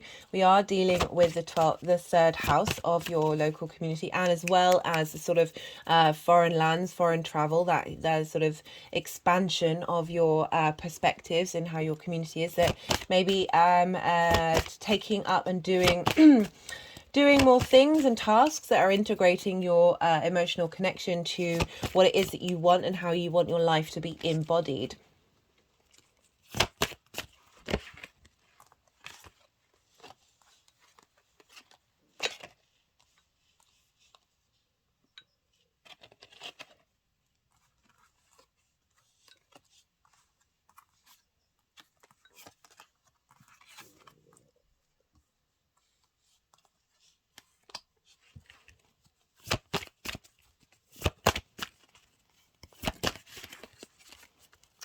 Right, I'm going to see what other card wants to come out from the First Light Tarot.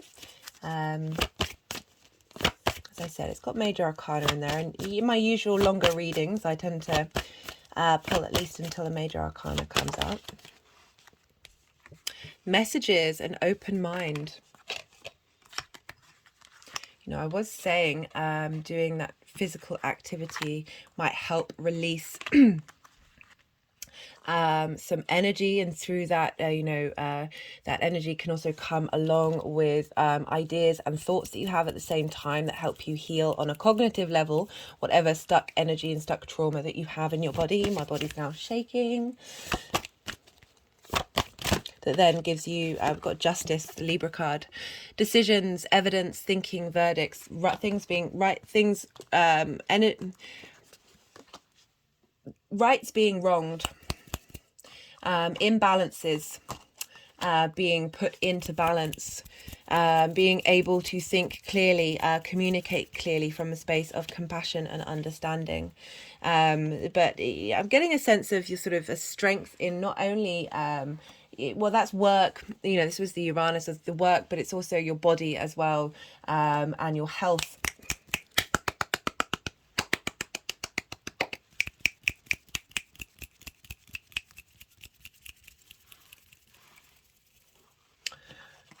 Right, so that's the major arcana, so I'm going to stop there. Otherwise, you know what I'm like. For those of you who are regulars, I can keep going all day long. I'm going to pull a final card from the Oracle of the Rising Sun to see what wants to come through.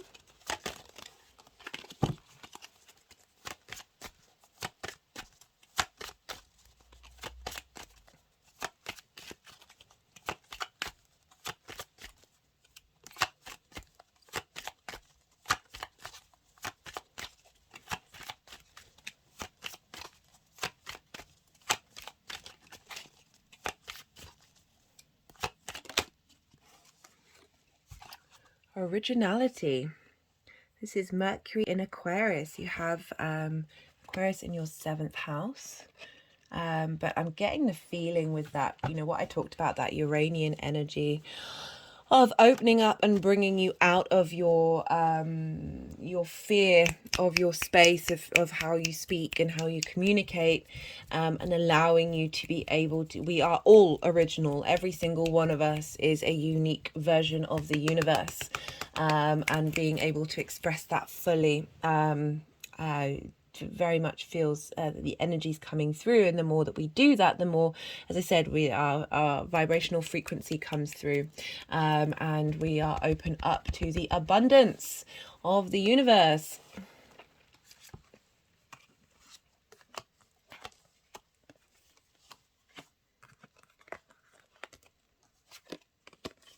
So that's gone with the spiritual partnership card, the future card, and these cards. So that's pretty direct message there. You know, as I said, that can be spiritual partnership with yourself, with your community, with your voice and the things that you have to share with people, as well as a potential relationship. Right. I'm going to leave it at that, Leo. I really appreciate you watching and the energy transfer. It means a lot. I'd love to hear from you, obviously, if you feel so inclined. And I'm sending you all of my love, and good luck out there, and be well until we meet again. Cancer rising. How you doing, Cancer? So for those of you just tapping into the Cancer energy, this will still apply to you, just in a different area of your life. So look to where Cancer is, and what house it falls in, and apply the meanings of those houses, that house to the messages that are coming through. But for Cancer rising, you have this lunation happening in your 4th house. This is squaring your Cancer energy. This is fellow cardinal energy. So Libra, Cancer, Capricorn, and Aries are all going to be having this on the angular houses. And angular houses are 1st, 4th, 7th, and 10th. So you've got this lunation where the moon is happening in your 4th house. That's half the deck. Let's see if that one wants to come out again. So you're having, the 4th house is the house of your roots, your foundations, your parents, your home, your physical home. It's also the private part of who you are, the things that you do in private. This is the as I said, the roots and foundations. So we've got this in Libra, highlighting, bringing to light the growth that you've done in that area of your life of finding peace and harmony in your home. Also may highlight, as I said, we're dealing with squares here. So Libra squares your Cancer energy, and that is an aspect of Mars, and that can bring about conflict, drama, and frustration. But as I said in the introduction, this is all to highlight where your needs are not being met. And bringing triggers up that are helping you understand the growth that you have done so far. It's also a culmination, a sense of appreciation and love of your home, a sense of expansion here, and your relationship with your home. As I said, bringing that social harmony into your space. So while the moon is in Libra, we have the sun in Aries. And for you, Cancer rising, this is happening in your 10th house. This is the house of... I moved it all the way around. All the way around me. I won't read the cards until they're done, but I'll try and remember that's what the action was at the time. So you've had a lot of Aries action happening in the 10th house area of your life. This is your career, life purpose, how the big outside world sees you. And we have the Sun conjunct Chiron. It will be exact 6 hours before this full moon. So a real sense of illumination and light to the wounds you may have had about your life purpose and how the outside world sees you. What I love about the mythology behind this, which I go into in a lot more detail in the collective reading, I really recommend you check that out, is that Chiron was abandoned by his parents and was fostered by Apollo, the sun god. So we've got the sun energy, and Apollo helped Chiron, shared wisdom of learning, of teaching, of music, of the healing arts, lots of different things. It was also supported by Artemis, which is the Greek version of the moon. So there's a lot of support happening with Chiron here, really getting a sense of vitality and healing and illumination and wisdom of those wounds at this time, and perhaps where those wounds have made an imbalance between that and your fourth house of your home, and not being able to get those into harmony. I feel like this full moon is really helping illuminate, clear, give a sense of structure, completion, and growth, for us all. It's the last moon in Libra that we're going to have before the nodes move into those signs, and then the rest of those will be eclipses, so it'll be very intense energy. What we're doing here is helping clear the way for those eclipse energies, for us to be able to integrate and understand the messages that are coming through in that next nodal cycle. So we look to where, again, that's squaring your Cancer energy. So you've got the sun and the moon both squaring your first house of how you embody yourself in your actions and your deeds, your sun or your moon in your actions or your deeds. It's also how other people see you. So we're looking to some clarity and bringing into balance of your home and your work, and being seen, and being able to embody how you want to be in your home and your career. So we look to where Venus and Mars are, because where they are will be having an impact on this lunation. And for you, Cancer, you have Venus in the 11th house of hopes, dreams, and wishes, groups and alliances, the kind of frequency you want to put out into the world and draw big groups of people towards you. This is it's a very lucky house. So Venus moving through here, you might have had a lot of stimulation and appreciation of your own hopes and your dreams, and appreciation from your groups and alliances during this time. So yeah, Venus's impact on your hopes and your dreams, what it is that you want, how do you what your fantasies are, and the kind of groups and alliances you want to draw towards you, is feeding into the moon in your home and your private life. So really helping you cultivate your hopes and your dreams in how you want your home to be, that kind of balance that you want to bring in. And the more we are in alignment with ourselves, the more we're able to draw people towards this that are on a soul level. So bringing in perhaps your soul family, soul groups that you're going to be a part of, because we are dealing with the house of family. We also look to where Mars is. Sorry, they're being quite insistent to do energy work, and I'm very conscious of the fact that I might run out of things to say before all the cards come out. So do bear with me, Cancer, because they were like this with Leo as well, very frenetic, wanting to do a lot of energy work while I'm trying to shuffle. So they're going to the prayer card. I do recommend, again, the collective reading. This is essentially, realizing that we are the divine, and that the prayers we put out are not only to a higher source, but to ourselves. And my head's now shaking with that siren energy. And also, where's the other card? Oh, there's the other card. I was like, where is it? Of realizing your own power and your own sense of who you are. You're succumbing to your own siren call.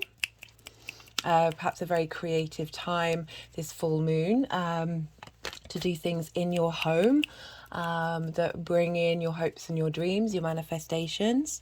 We also have Mars, and what's going on with Mars is affecting the Sun and Chiron, and Mars is in your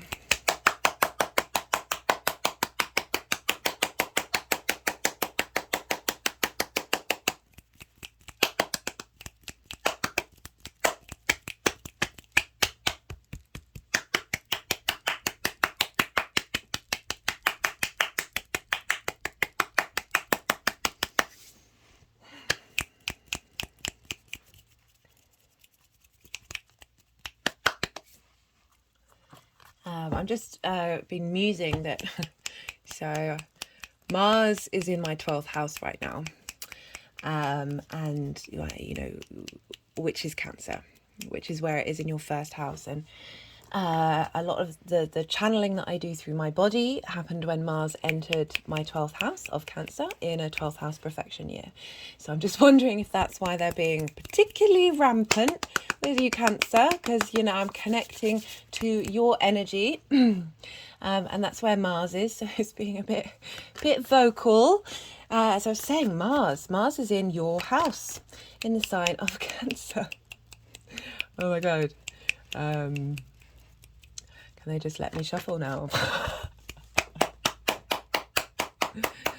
Welcome to my world, Cancer. It's a strange thing being possessed.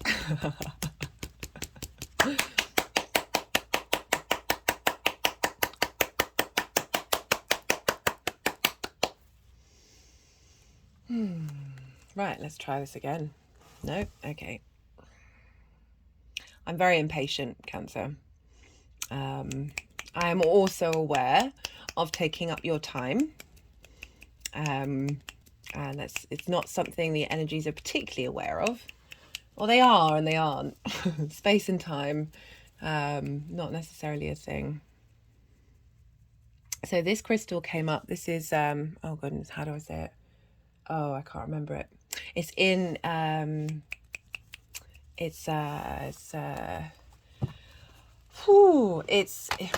the book? Let me get it. Let me read it to you, Cancer. Because I haven't interacted with that crystal so far. So let me read this out. Chrysocolla. It's a Taurus energy, and it's the stone of the goddess. Ease in emotional heartache. Funny that, with that card coming up. Gives renewed strength and balance. Increases capacity to love. Promotes and enhances physical vitality, stimulating the initiative qualities. Initiation and initiating things is very much cardinal energy, which you are a cardinal sign. Initiative qualities of one's character.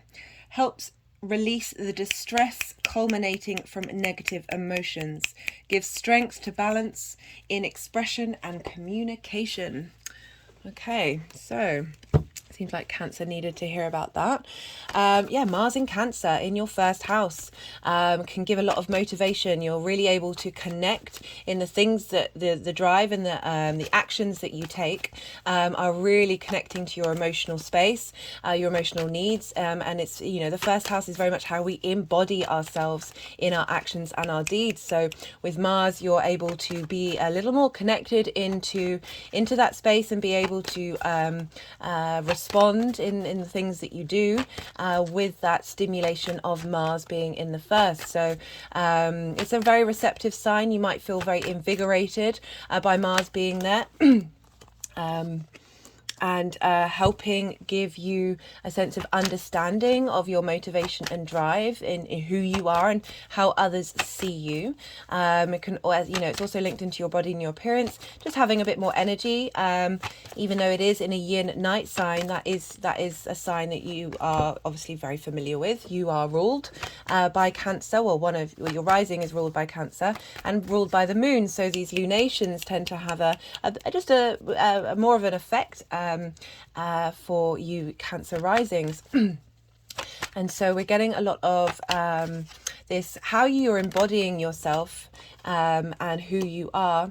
And that's funneling into your 10th house of career and your life purpose. So you're getting a lot of support of being able to connect on a very authentic level to your actions in response to where you're headed. And that's helping that energy with the Sun and Chiron of really getting you in line with your true motivations. Using the wound as a medicine, as a space for teaching and understanding and bringing wisdom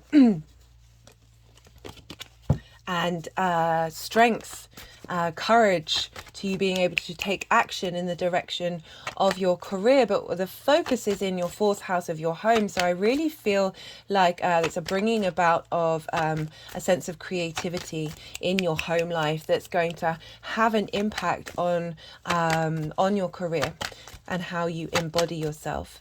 So I'm going to be pulling for 3 different piles. The first pile is Uranus when it's exact. This is later on today. I'm recording this on Monday the 3rd.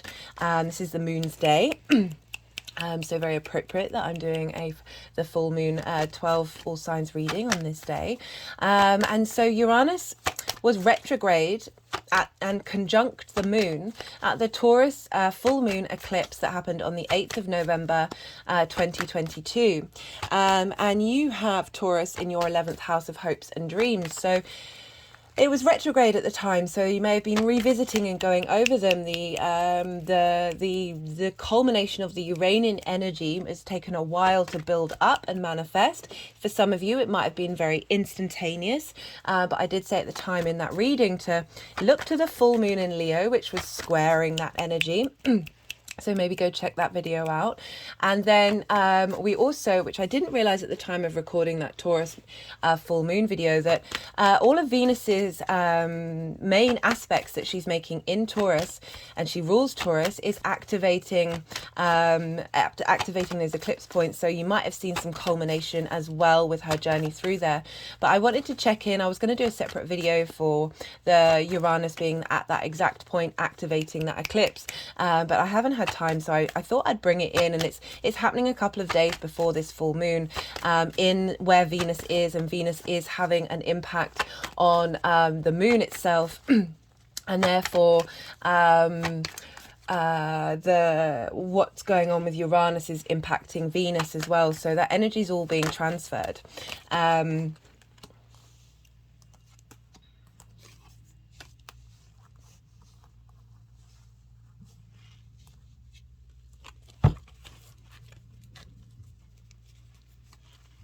See, maybe one more card.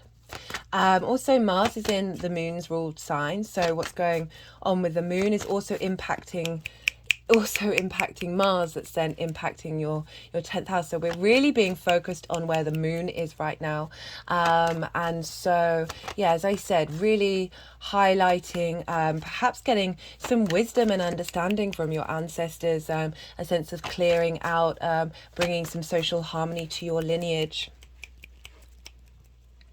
My head just moved around my hand just moved around my head and went down to the sacral chakra, which is our creation energy, as well as creation energy in all different forms.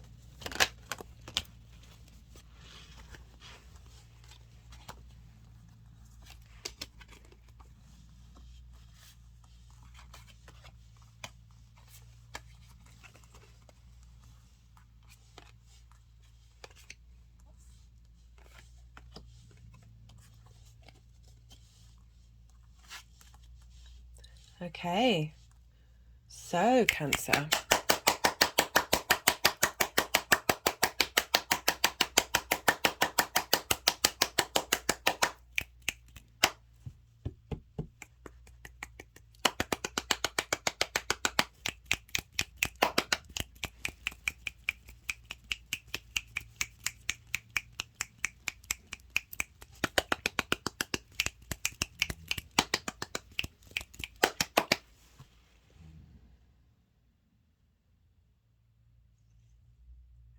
Sorry, I'm just waiting to pause. There's a sort of a weight to my body right now. There's sunkenness.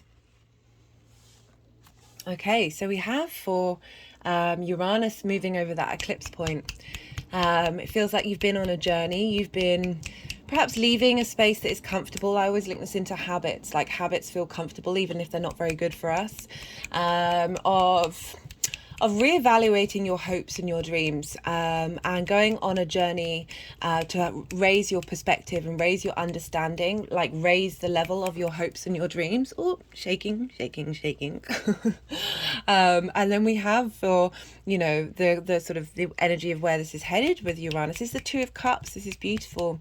This can represent love, but in the way that I read tarot for these readings, unless it's a personal reading, I focus more on the union with yourself, the union with your dreams and your hopes, the union with you, that you have, that you are bringing towards you with your groups and your alliances, of really being on the same page and having a sense of respect and understanding and a bringing about of harmony. And I love that this is coming up. You know, we are dealing with Venus, a Venus ruled sign, lunation, and Venus is linked into the way that we connect to others. There's an appreciation with Venus energy. There's a desire to, but it's also that harmony in your home as well. You know, however that comes about, this sense of bringing together of energies.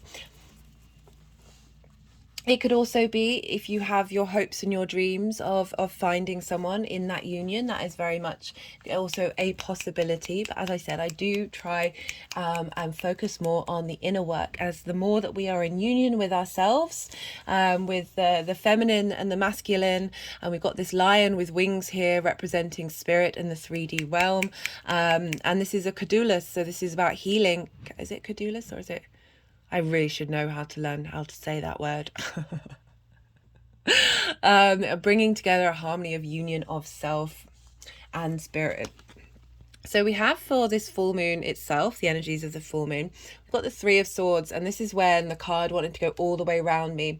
And so that sense of your foundations, your roots, that place that you call home, that safe space, you know, the energy that's coming through is that there's been heartbreak there, and that can come about in many different ways. Relationships are relationships we have with everybody. This can be a relationship with your parents, with your lineage, your ancestors, all of that stuff. With the fourth house that we're dealing here is very much a space of clearing out the energy that has been that transmits through our both our blood and our soul, and this can be a sense of not feeling protected, of not feeling cared for. My hand's just gone over my heart chakra, and feeling closed off. There's this sense of betrayal. There's a sense of, you know, the heartbreak, the heart pain that we have. You know, the fourth house is very much linked into trauma, you know, because it's dealing with our formative years, where we take a lot of things personally. Spells, you know, this is sword energy, so it's how we communicate.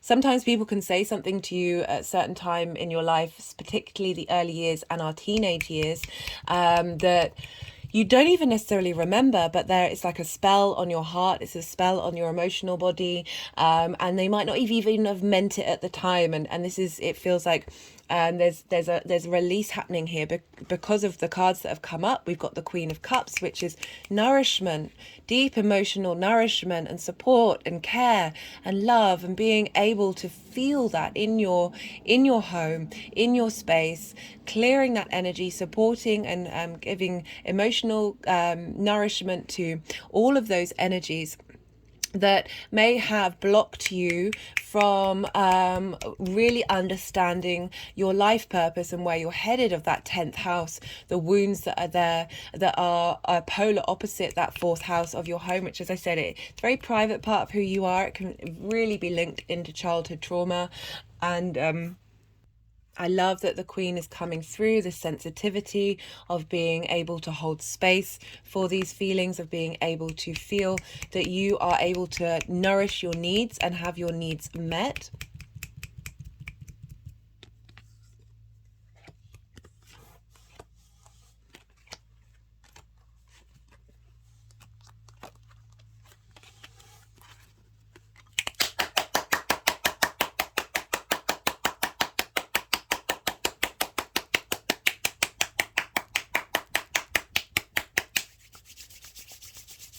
Right, so the gem card, I talk about that in a collective reading, but in a shorter version, is we are, the beauty of our self, our true self, tends to go through trauma in order to understand the unique and beautifulness that is you. And I like how we've got these energies wanting to go over the gem, which does represent all of us and our own unique ways of being.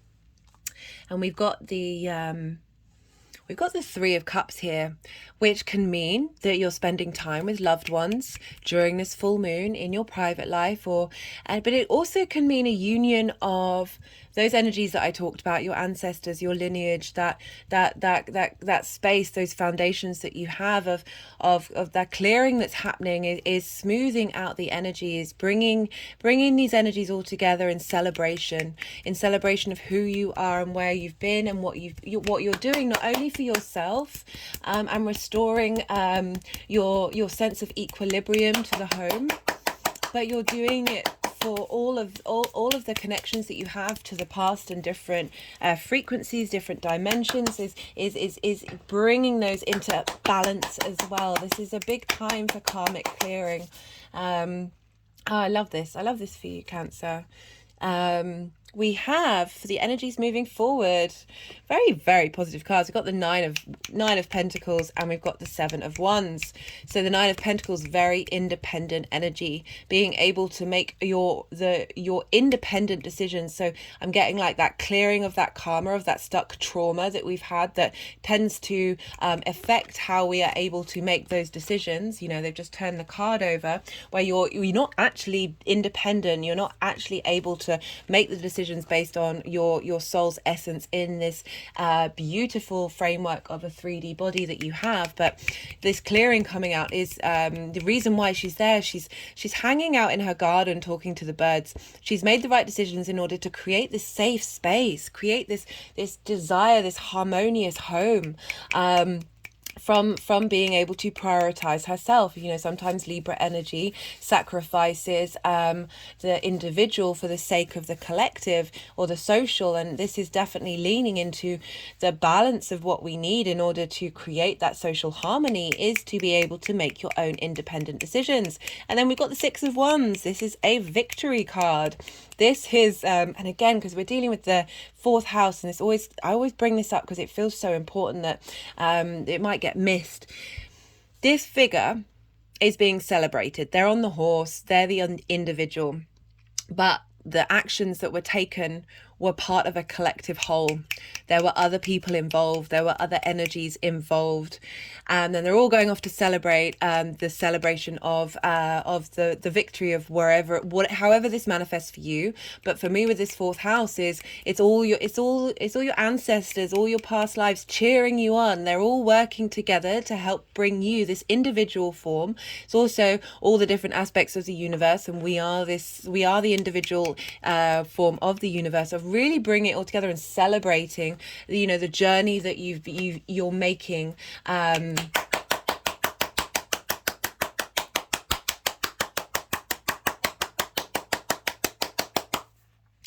Love this. Yeah, there's a community element to the Six of Wands, and you know, as I talk about, and I really like how that's come up with the Nine of Pentacles, which is very independent, not necessarily prioritizing others. It's not done in a selfish way, just very grounded sense of maturity, of responsibility to yourself, that when we do that, we are working with the collective. We are facilitating victory for the collective and the individual. Such an important message, because so many of us feel that we can be selfish by taking our own independent action, and it's nonsense, really. Right, I'm going to be pulling some clarification cards, or they might be highlighting messages that we've missed out on in the tarot. This is the numerology deck. I put all the decks in the description box if any of them take your fancy. I'll also write out what each of the piles mean. Yeah, so let's see what wants to come through. Got synchronicities. That's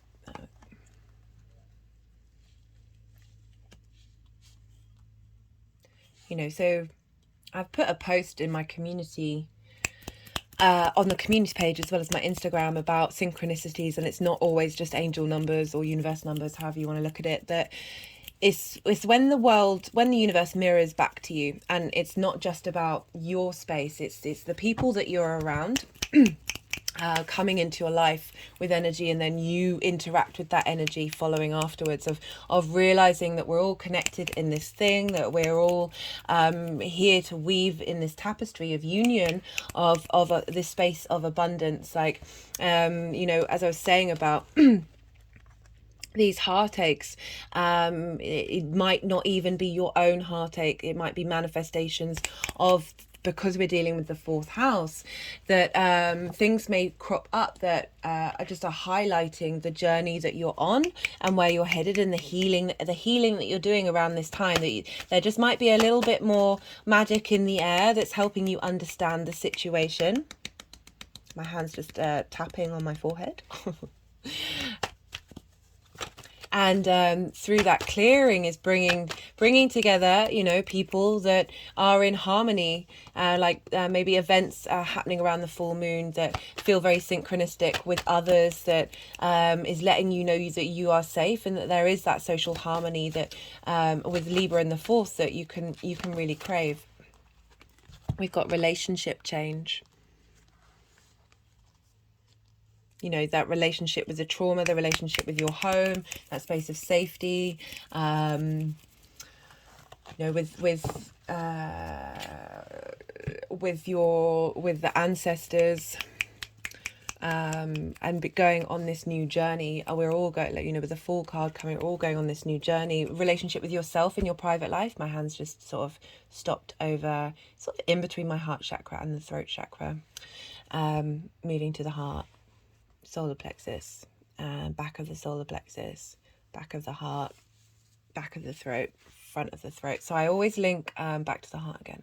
I always link when I do energy work on the back of my body, linking into the chakras, that it can be numerous things, but I really feel very loudly that it's the past energy, it's past ancestors, past life stuff, that they're communicating and understanding that the work that we're doing here and facilitating and supporting and giving strength to the work that we're doing here. So it was interesting, that's the first time that that's happened in that way, of drawing in the messages that I've been saying about, you know, the work that we do here is impacting, clearing out that energy, and they are grateful.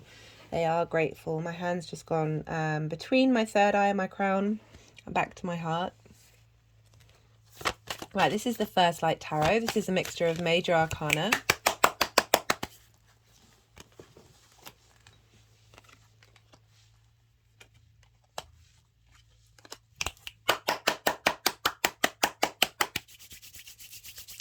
You know, with the Eight of Cups, like, we're always on that journey. I think we're always constantly in a state of evolution and raising our perspective. I don't think it ever really ends, but you know, from the way that the cards wanted to be moved, it feels like you're getting a lot of support for that journey that may feel uncomfortable. Your journey towards independence. Perhaps this is breaking codependency issues with the family.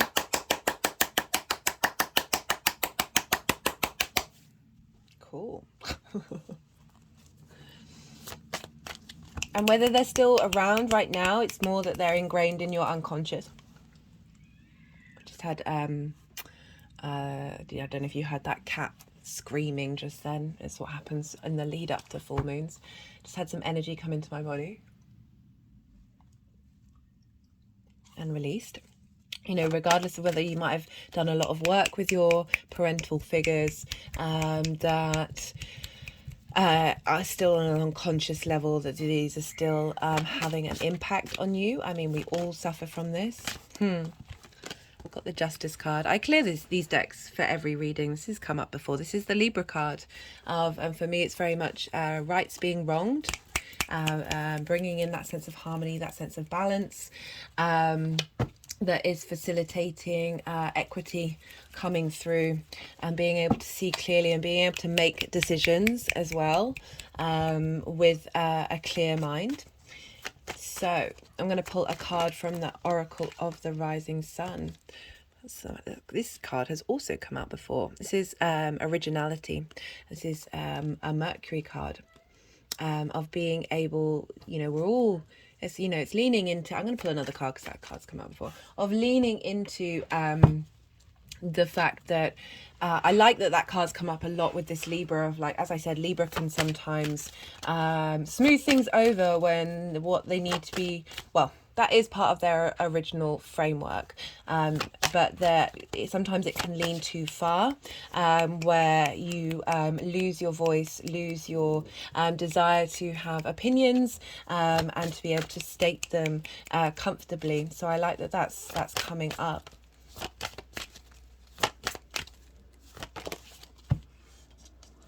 Who may I help?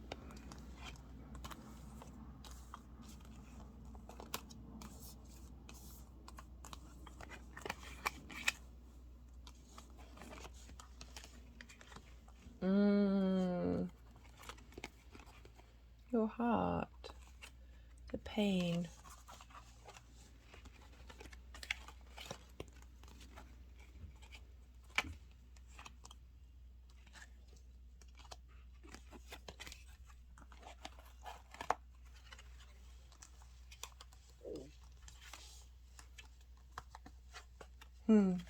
Victory of your journey of self and changing your perspective.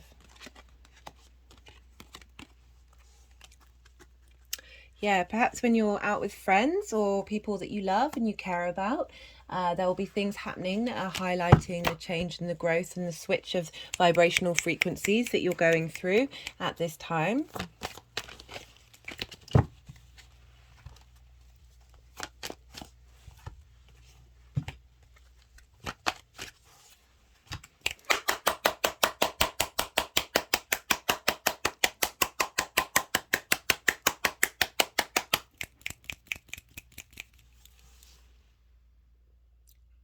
Right, Cancer.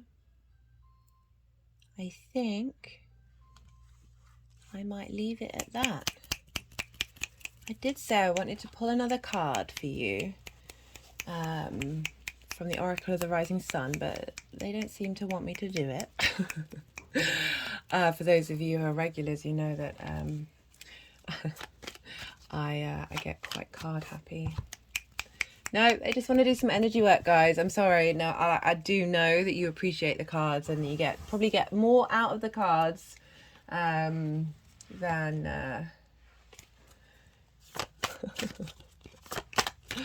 than me moving my hands around.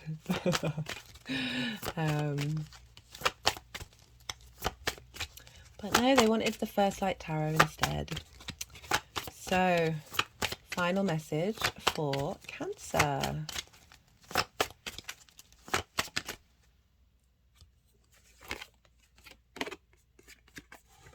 Nature perspective.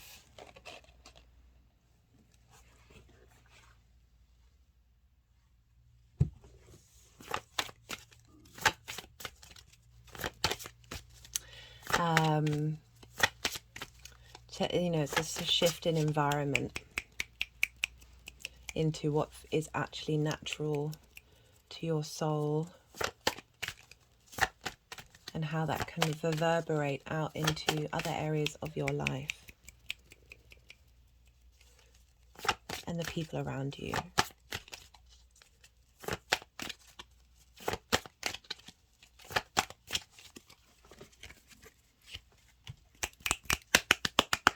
Okay, Cancer, I am definitely going to leave it at that.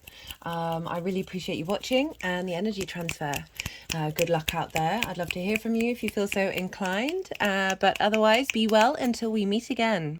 Gemini rising. How you doing, Gemini?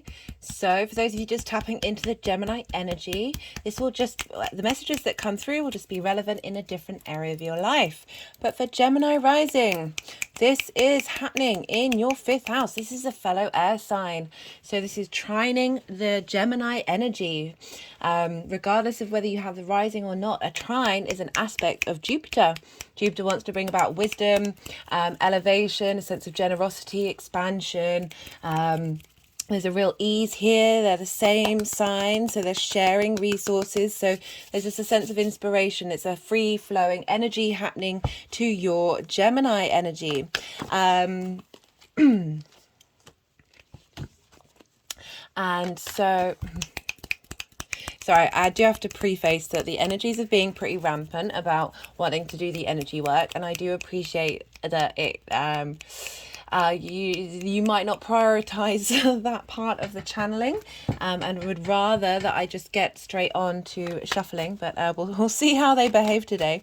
This is a free-flowing energy into your Gemini space. And for Gemini rising, this is happening in your 5th house. This is your house of creation energy. This can be linked into amusement, fun. Venus loves being in this house. This is the house of her joy. I apologize. We're dealing with the moon here in the 5th house because I'm talking about Venus. Please ignore that. She is influencing this house, so there is more. There's a Venus tint. We've got Venus ruled sign as well. So this is a house of amusement and fun and stimulation. This is also the house of sort of short-term dating and romance, and the house of children. All of these things link back to your creation energy, that spark, the things that motivate you to do things. And so it's why I focus on this, and the more we get that in alignment with who we are, the more those other things ripple out and we draw in what we truly need and want and desire.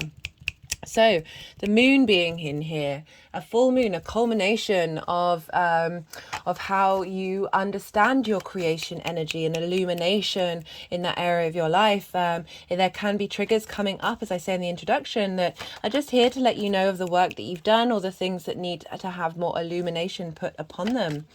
We've also got the Sun and Chiron in Aries, and for you this is Aries energy sextiles Gemini energy. So this is an aspect of Venus bringing about harmony, creation, creativity. We've got the Venus card come through. The Libra card. I do apologize, Gemini. All of a sudden my words have all just gone all over the place. And so Gemini and Aries energy, they sextile each other.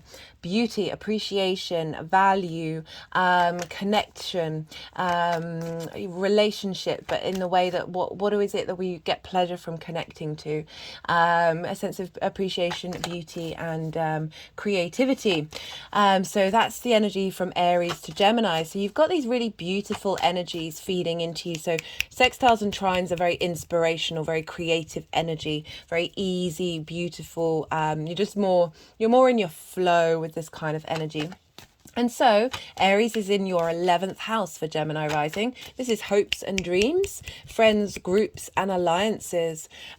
So we've got the Sun and Chiron. So Chiron, oh my God, the level of internal frustration is real.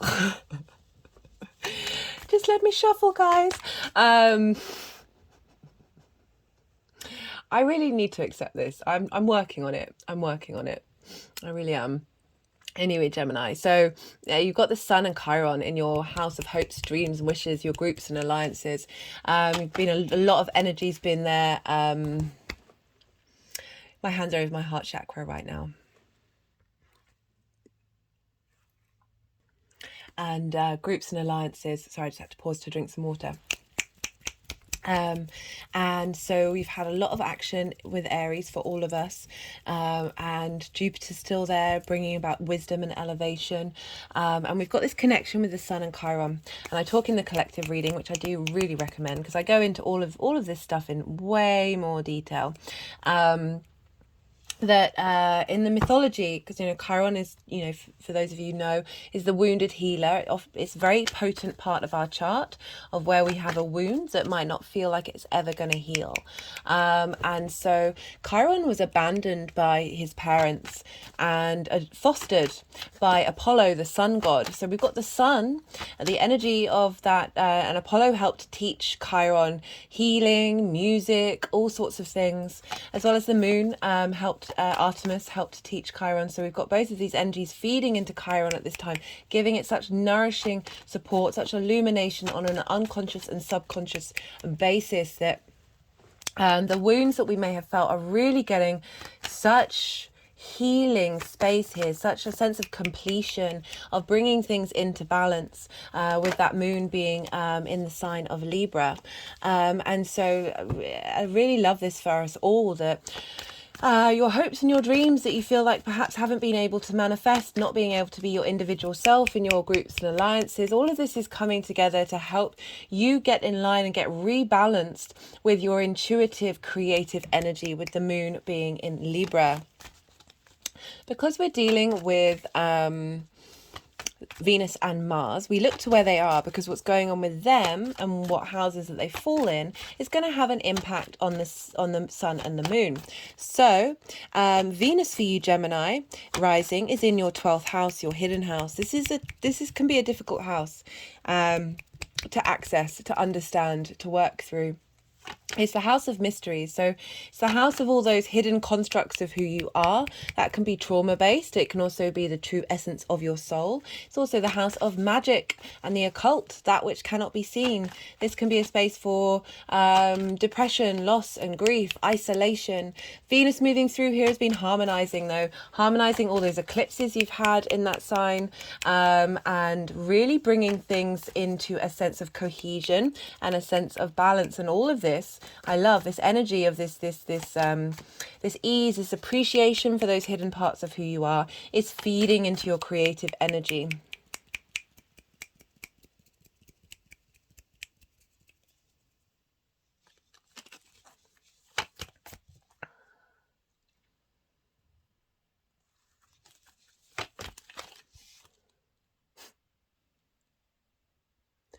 Just tickles me. It's like, what are they even doing?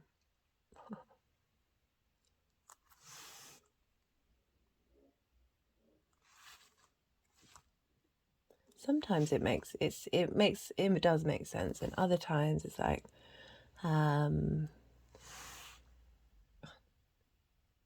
but it's all part of the weirdness. It's all part of the process.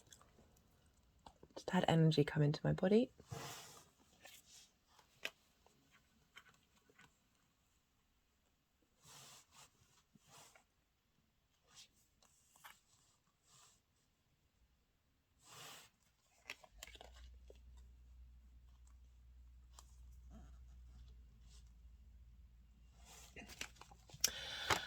Where was I? What was I talking about? All feeding into your creative energy, helping you think of new and creative ways the more that we're in line with our 12th house, the more harmony that we have there, the more that wisdom and information, that which is hidden, can come into those different areas of our lives. And I love how that's feeding into your creation energy, bringing into balance. Perhaps have been prioritizing the sort of amusement area of your life, and this is bringing that into balance with your hopes and your dreams, or the other way around. You might not have been allowing yourself to have any fun, and this is a time to embrace that. And then we've looked to where Mars is. And so for Mars has finally left your sign, Gemini. How do you feel about it? I personally am mourning the loss of Mars in Gemini, but I had Mars in the 11th house, so that's a different kettle of fish. I'd love to hear from you, Gemini. So Mars is now in your second house of your value system. The things that you value and how you value yourself, how you make money and how you manifest, and all of this is feeding into your hopes, dreams, groups, and alliances.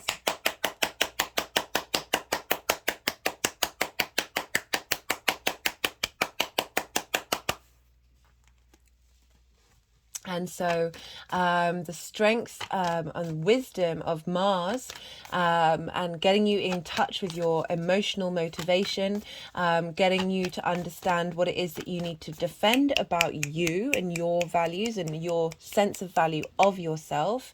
Maybe taking action, being able to bring in some more money, manifest a bit more during this time, but on a very intuitive, beautiful space. That's half the deck. Let's see if that card wants to come out again. That was the Seven of Swords. And this is feeding into your hopes, dreams, your alliances, your groups, the people, maybe something's coming through in your groups and alliances where we've got the sun there, healing those wounds, but also bringing bringing energy towards you that you can then take action on and be able to heal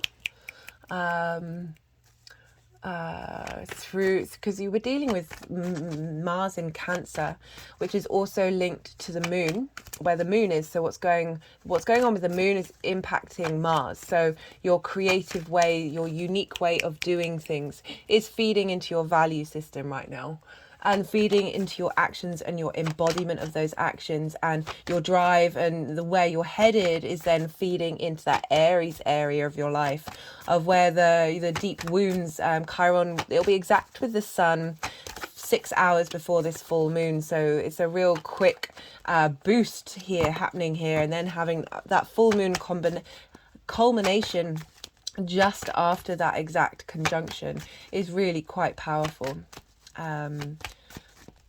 So I'm going to be, there's going to be 3 piles. The first pile is when Uranus is going to be exactly at the same degree as the Taurus full moon that happened on, and that was an eclipse that happened on the 8th of November 2023. And this is, so Uranus was retrograde.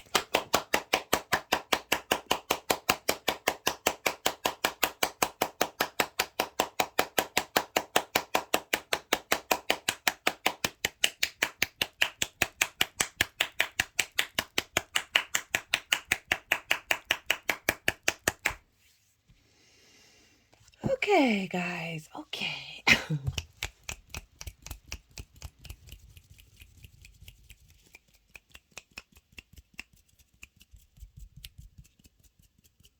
So my hand's moving to my third eye when it's off camera.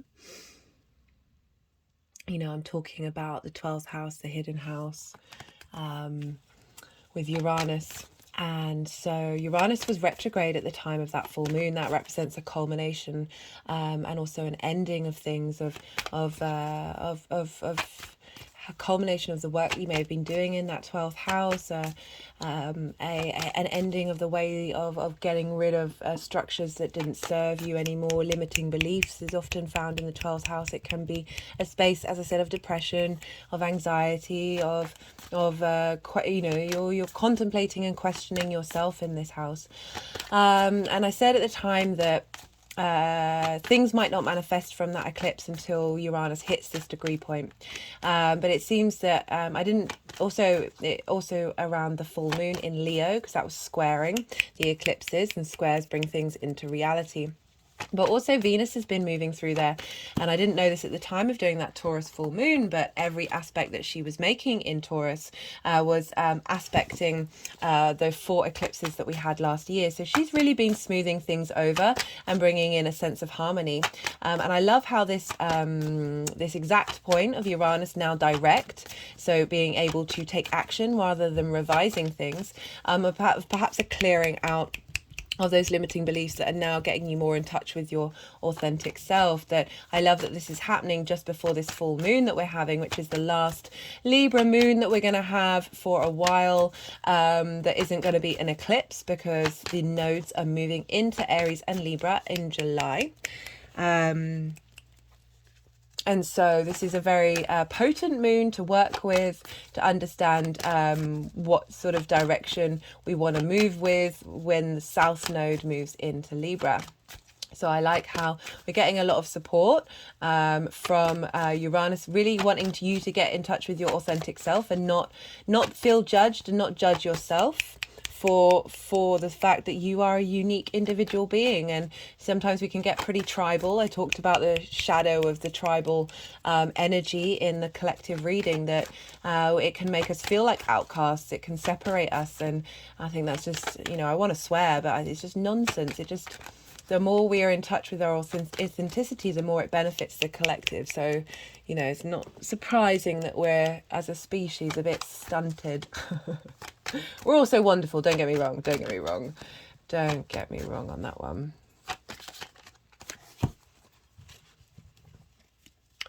Yeah, so that's the first pile of sort of, it might manifest around that time, or it can manifest moving forward. But I wanted to pull some cards for us all because I didn't have time to do a separate video. So it's here with us with this Libra full moon. And I also feel it's kind of valid because Uranus is in Taurus where Venus is, and Venus is the ruler of this moon. That definitely flipped.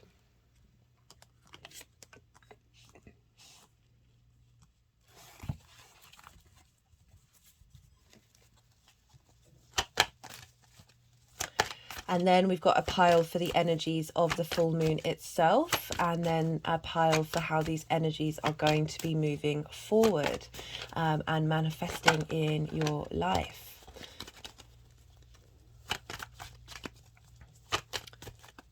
So let's see what final cards want to come out. As I said, if they're just let me shuffle while I'm talking. I'm just so conscious that this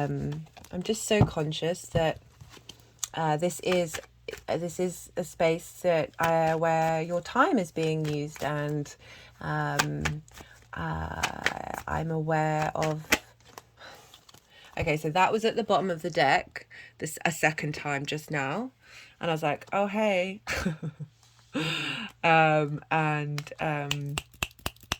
I was like, no, let's see if it actually jumps. Let's see if it jumps, and it did.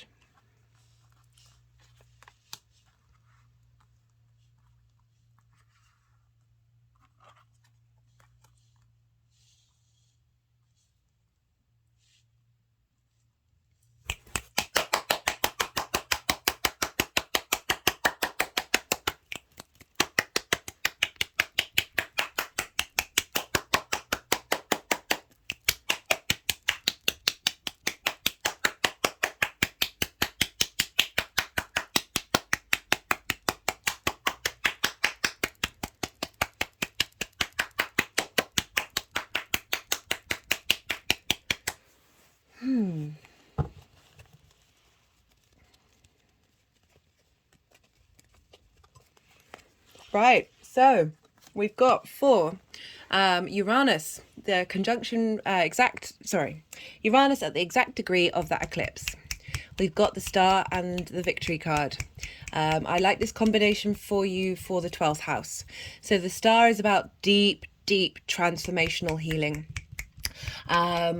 Really, it's the card that follows the Tower card of when everything's fallen down.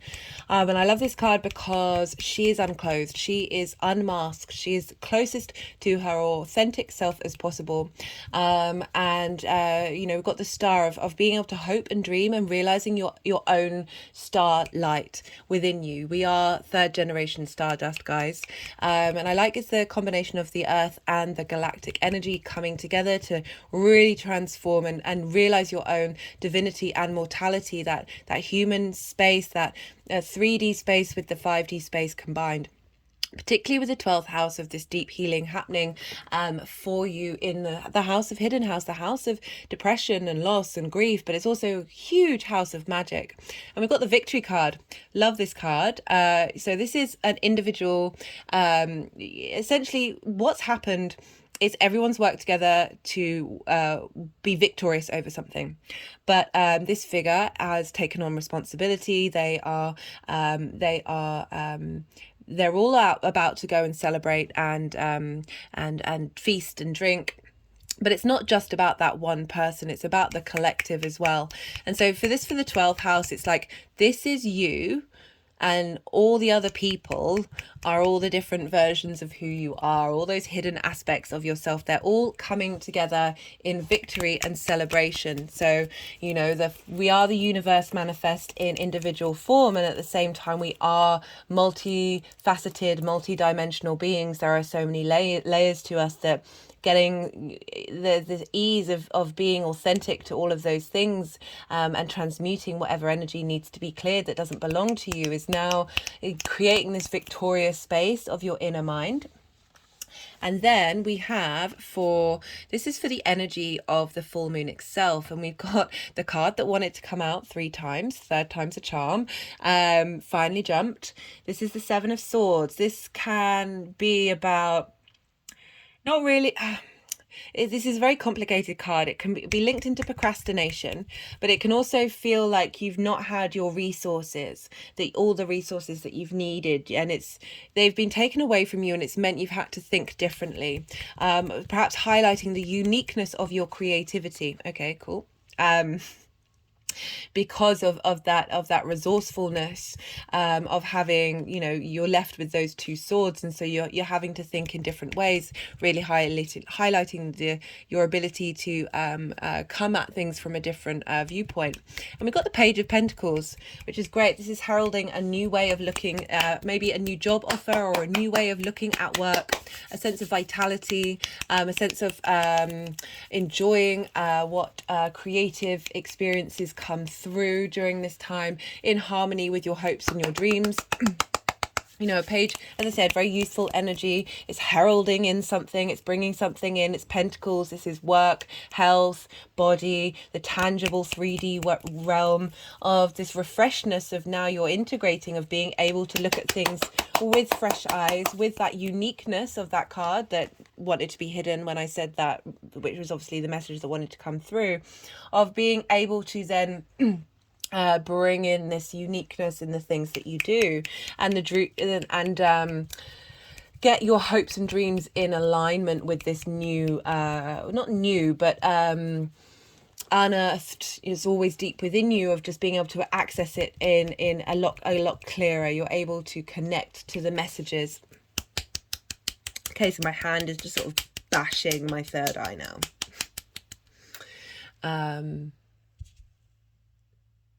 Nice, getting to see clearer. And now a new embodied harmony in your creative area of your life. I've got the Justice card for how these energies are moving forward. This is bringing things into balance. As I said, you might have gone one way or the other of having too much amusement or not having enough amusement at all. And although I should imagine with Mars moving through your sign that it might have been the former rather than the latter, of this coming into balance now, of this this ability to understand your worth.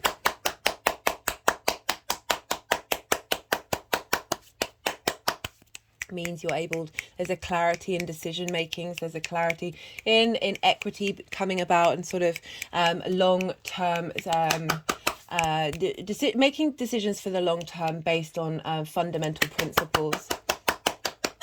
I mean, it is the Libra card, so whatever imbalances there may have been are, as I said, being brought back into balance. And it's interesting with this combination from the 12th house with that integration, that you're then able to tap into hidden resources that were always fundamentally a part of you, but you're just, there's this sense of maturity with Justice obviously coming through, that rather than perhaps being all over the place and with how you take your amusement or the creative energy that you have, that you're now able to bring that sense of maturity, having cleared those wounds in your hopes and dreams, and the kind of your response mechanisms to how you're seen in your groups and your alliances is getting shifted, so you're not having to prove yourself.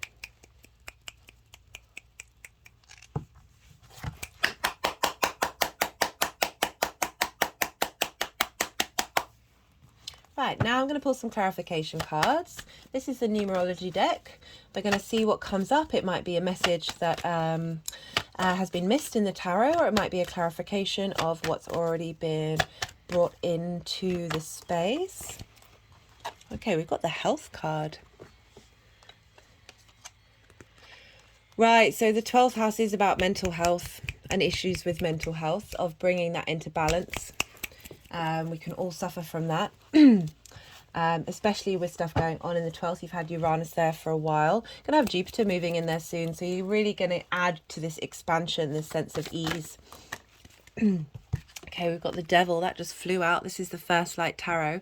Trapped, loss of freedom, fear, ruthlessness. This is also linked into addictions and traumas that may not even be yours, even if they feel very personal to you, because we're dealing with the 12th house, that which is hidden, the occult of whispers and spells and programmings that have brought us to a space where I mean, we're all addicted. The human race is addicted. Who are we kidding? I mean, we've all got phones. We're dopamine junkies, guys. Just FYI, if you weren't aware. And like, it's so many things we're addicted to. I'm currently trying to give up coffee. That's the one I'm tackling right now. But I also started eating sugar again recently, just a couple of times, and I can already feel it like every day. Like my body's like, oh, where's that fix? I want that fix. And even when I was eating, I think I got 3 chocolate bars. Even when I was eating it, it was just focusing on the next bite. That's what dopamine's about. It's you're not even enjoying the moment. You're chasing the next moment over and over and over and over and over and over and over and over again. Oh, I like that. So they've just put the Justice with the Health card of bringing that into balance with the work that you're doing. Love this. Love this for you, Gemini. Right, this is the Oracle of the Rising Sun. I'm just going to pull a card from here.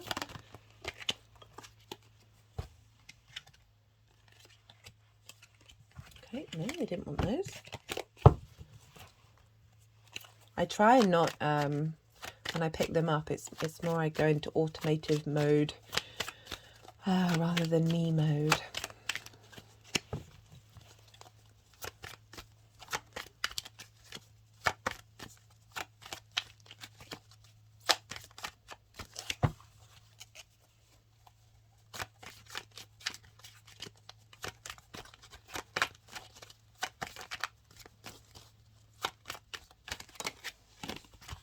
Goodness me.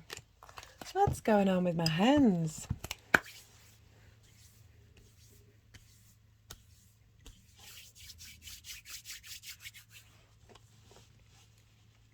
So I just combined all those cards together and my body's sunk down. Not in a bad way. You know, the gem's all about the fact that we often go through a lot of darkness and a lot of trauma in order to finally understand the unique and beautifulness of ourselves. This is the Nightingale. I can't remember which transit that came up, but I wanted to keep it. I think it was, is it Mars in Aries? No, Mercury in Aries. Of being able to sing your own song with strength and clarity. Right.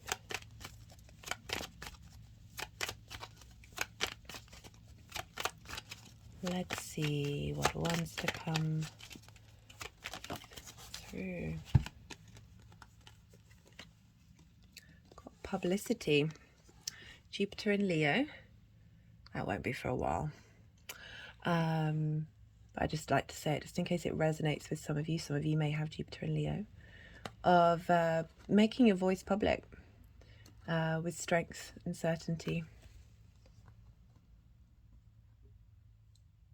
Of being comfortable speaking. Oh my goodness me. There we go.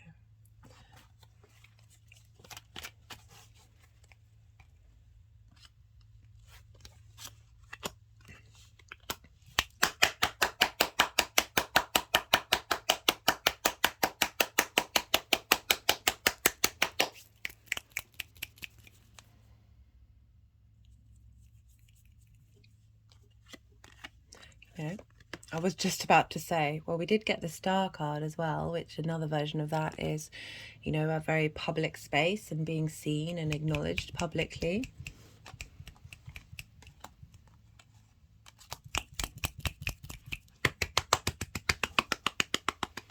Yeah, I'm not surprised, you know, you've had that long journey with Mars through your sign.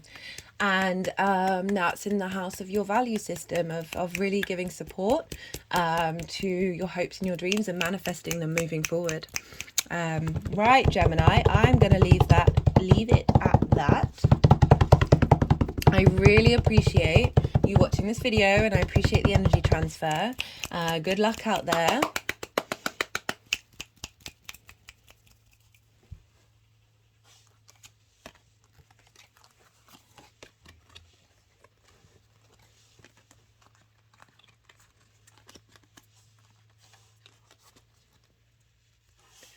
And be well until we meet again. Taurus rising. How you doing, Taurus? For those of you who have, sorry for the loudness of the clapping. The energies have been quite rowdy today. So for those of you just tapping into the Taurus energy, this is still going to apply the messages that come through, but just in a different area of your life. But for Taurus rising, this is happening. This lunation, this full moon in Libra is happening in your 6th house of work, health and routines. So this can be a bit of a difficult house. This is in conjunct. Libra is in conjunct Taurus. And what do I mean by that? So an in conjunct is when traditionally, I told you they're being rowdy. So do bear with me, guys. It's yeah, it's been an adventure so far. It's so in conjunct. So Libra and Taurus, they traditionally don't have any a clear line of communication. So they don't have their Taurus, Earth, night, yin, fixed energy. Libra, cardinal, air, day, yang energy. So it's as if you're having a conversation with somebody and you've got absolutely nothing in common. At the beginning, it can feel a bit frustrating, to just a bit awkward and a bit like, oh, you're trying to figure each other out. And, you know, eventually when you get round to it, you realize that you do have things in common. They just are coming at things from different perspectives. And so this energy is all about, it can feel difficult, it can feel awkward, but it's about when we do bring those different perspectives together, like real magic can happen. Like I link it into like jumping up on one leg, hopping on one leg, patting your head with one hand and moving your hand around in a circle on your belly. This can be really difficult to do. Some of you out there are very good at it, and I was jealous of you as a child. But once you do net, like I've got cross-lateral thinking where I don't have a dominant side of the brain, so I can be a bit ambidextrous, but I'm also my eyes don't work together, so my spatial awareness is good, but it's not like I can be a bit awkward. And why am I talking about me? Oh, because of the in conjunct. Like it's once you do nail that and be able to do it, like we're actually really find it quite difficult to multitask, human beings.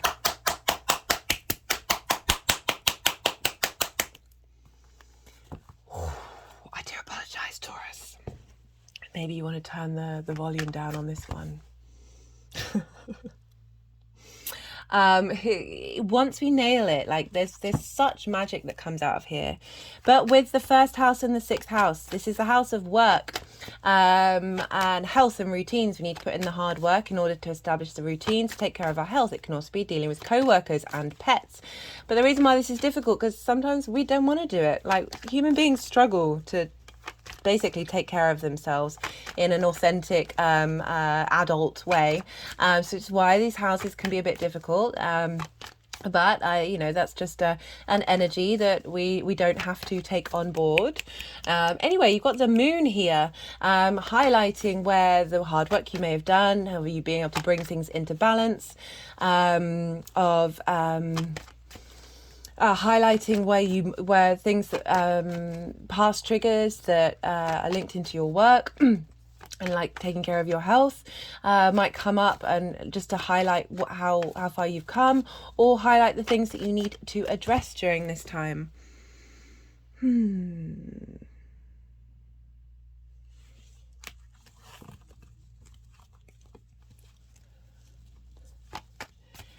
Sorry, I'm having to do a lot of deep breathing internally at the frustration that I am feeling with the energies. And that is putting it mildly. Because oh, it's a loving relationship that we have with one another. But it's I've got Aries in the 9th house, so my connection to the universe is fiery, and it can be very rowdy. Where was I? I keep talking about me when I'm talking about Taurus. I do apologize. So we look to where Aries is, because that's where the sun is, and the sun is a conjunct Chiron during this lunation. That exact conjunction happens 6 hours beforehand, so we've got a really strong energy coming through for this full moon. And this full moon in Libra is the last moon in Libra before the eclipse season starts. What's going on with you, Taurus? Because these guys are the energy that is in my body is incredibly not visceral. It's just there's an intensity of which that they're clapping my hands together, almost slapping my hands together at fierce velocity. So I would be really curious to find out how you Tauruses are responding to what's going on.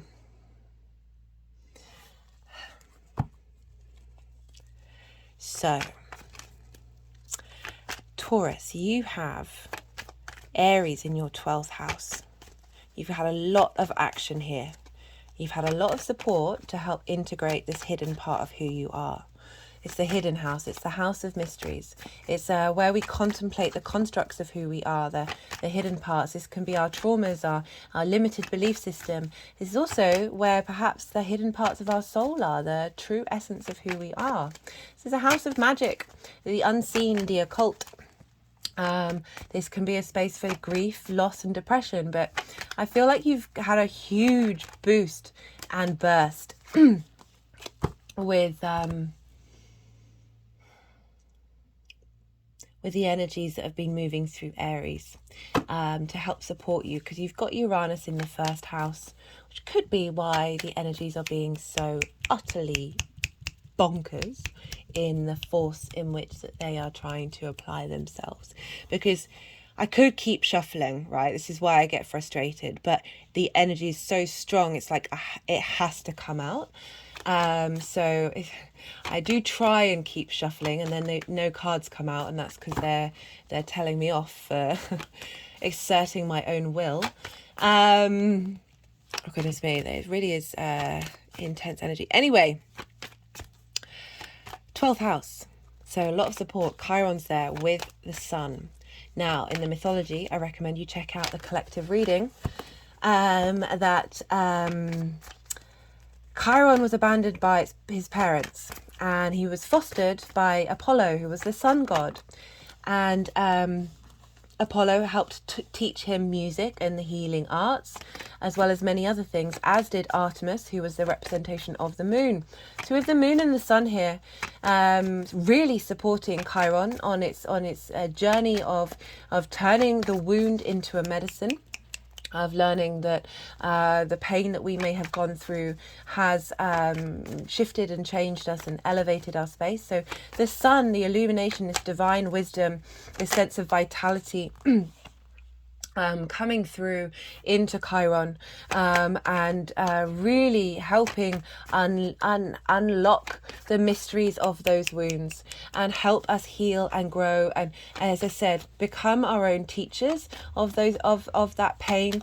Help us the more that we interact with that energy, surrender it, transform it. Like I sometimes feel with Chiron, like it never goes away, but it's how you respond to that wound, whether you cherish it or whether it's something that feels very bittersweet. I feel like this full moon is really helping us transmute that energy in order to clear out a lot of karmic clearing that Chiron can also very much be linked into past lives and energies that we've brought with us into this space, that we're here in this magical human being form of being able to transmit and heal this energy and break the cycles. So we've got all that going on in your 12th, opposing your 6th. So illuminating those hidden parts of who you are that may have blocked how you take care of your health and your routine.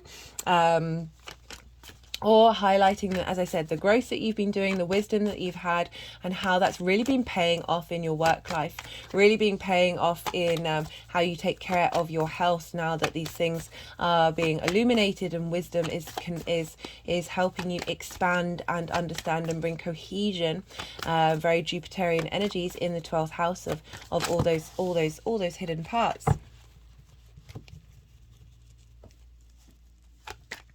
So we look to where Venus is, because Venus rules Libra, and you have Venus in your sign, Taurus. She's in her sign. You are ruled by Venus. So this lunation is having a bit more of an impact on you, you and Libra, than others.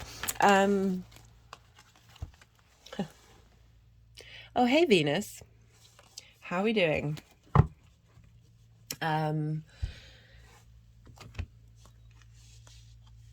Oh, cute. I always like it when they show up together.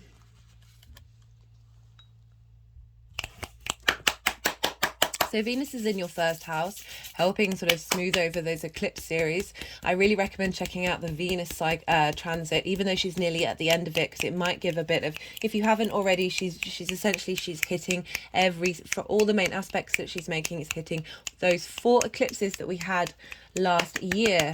So she's helping smooth over those big changes that you've had in your first and your 7th house of your one-to-one relationship. So all of that energy of smoothing over of how you enjoy embodying your sun or your moon in the actions that you do. You may have revamped how you look a little bit when Venus moves through the first, wanting to just indulge yourself in the most beautiful way, and that's feeding into the 6th house of work, health and routine. So your ability to embody your routines, your ability and desire to work, and that difficult house having a lot of support from Venus. We also looked where Mars is, and Mars is in Cancer, and for you, Taurus, that's in your 3rd house of your communication, local community, and the things you do on a regular basis. This is the house of the goddess. This is where we bring our big picture philosophies down into our day-to-day. So that's impacting on the 12th house of the things that are hidden, being able to communicate through your actions to the hidden parts of who you are and celebrate that, and seeing how that manifests in facilitating your day-to-day actions. So we have, let's see, are they going to want to move them around? Okay.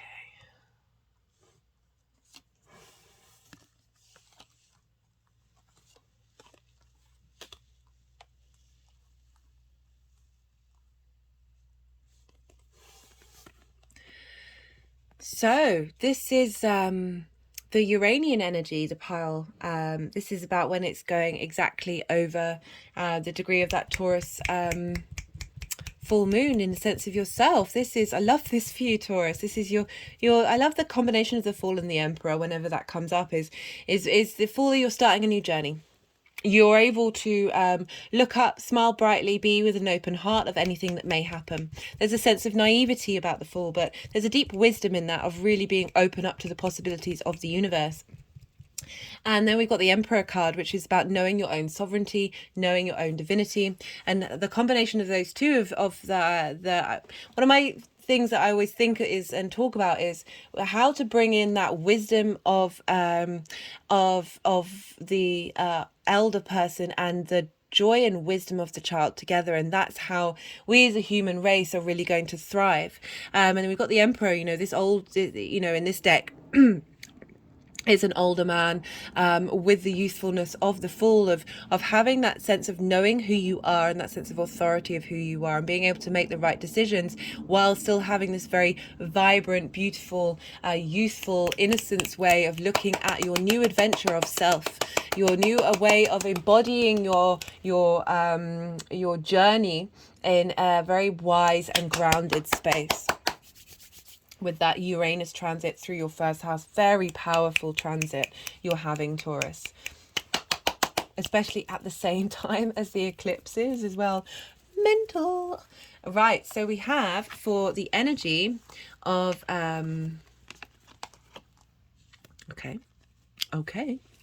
So we've got for the energy of the full moon in Libra in your 6th house, we've got the card of Venus here coming up, and we've got the Page of Cups. So a new way, a new imaginative and creative way of looking at your work, looking at your routines. There's a sense of abundance here. There's a sense of fertility, a culmination of the work that you've been putting in, and being able to have a sense of revitalization with the page. It's very youthful energy of being able to, and again, we've got youthful energy with the Emperor and youthful energy with the Empress. So it's again, it's that bringing in that sense of wisdom, the Queen of Queens, with looking at things in a very imaginative and creative way. And then moving forward, how this energy is going to culminate and motivate and bring together is the Queen of Pentacles. So very tangible. I like this is coming up in the work house for you. The Queen knows the lay of the land, is able to, again, a very abundant card. And she's very good at giving advice. She knows what she's doing. She's very calm. She's very, there's a loyalty and there's a steadiness to the Queen of Pentacles. It's very, I wouldn't, rational's too strong of a word, but very grounded in the actions that you're taking in your work and your health and your routine. And I love this with the understanding and the release of what's going on in the 12th house. The more that we understand and integrate that, the more we no, that's half the deck, guys. No. The more that we are able to be good to ourselves when it comes to doing the things that may feel a little difficult. That, you know, I love the Page of Cups of it not feeling difficult, and really being very comfortable in the actions that you're taking, because they're coming from, you know, you've got the Emperor and the Empress. That's very, very powerful energy. Right, I'm pulling some clarification cards, and this may either bring up parts of the journey that you're on that haven't come out in the tarot, or be confirmation cards to what's already been channeled.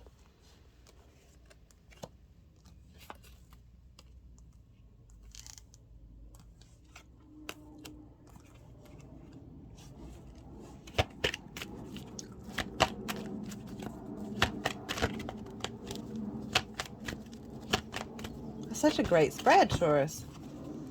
I really like that combination. And then for the Queen of Pentacles to sort of be crowning it of again of being able to give good advice not only to others but to yourself, that it's that harnessing of the strength. Well, again, half the deck, guys.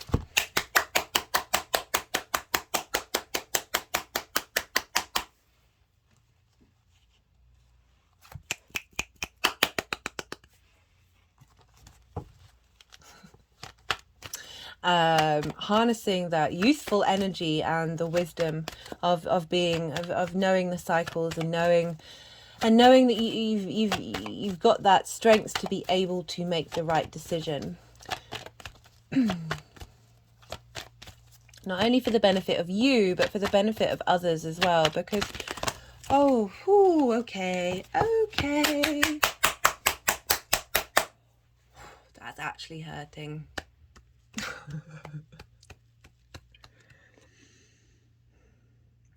Yeah, when Venus was conjunct Uranus, the energy in my body was bananas. I had to I just felt like there was electricity running through my body in a way that I wanted to break out of my own skin. Just like there's a sense of momentum, and but faster than, I had to go for a walk, and I went for a walk in the rain, and I was like speed walking with a sense of fury. Fury is too strong of a word, but there's just an overwhelm of feeling like you're pulled in so many different directions that you kind of want. This is Source and Love and Light. It just went over my heart chakra when you're in this 3D dimension, and you're dealing with energies from a different one, that it can get overwhelming on a tangible physical. The sense is just an overload. That's really beautiful that that's come out, sort of highlighting the care and the grounded wisdom and nourishment of the Queen of Pentacles. Again, a very abundant energy, but with a sense of maturity and responsibility as well. And I like how the love and light is coming out of it, of that is at the source of all of us. And not to forget it. And I do appreciate the timing of that card coming out for me on a personal level as a reader, of talking about a particularly difficult moment that I had with the astro weather.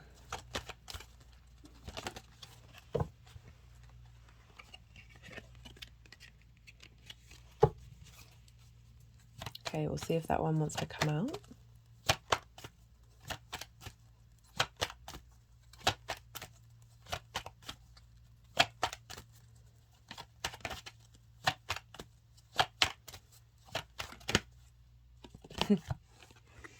So the other card was love partnership.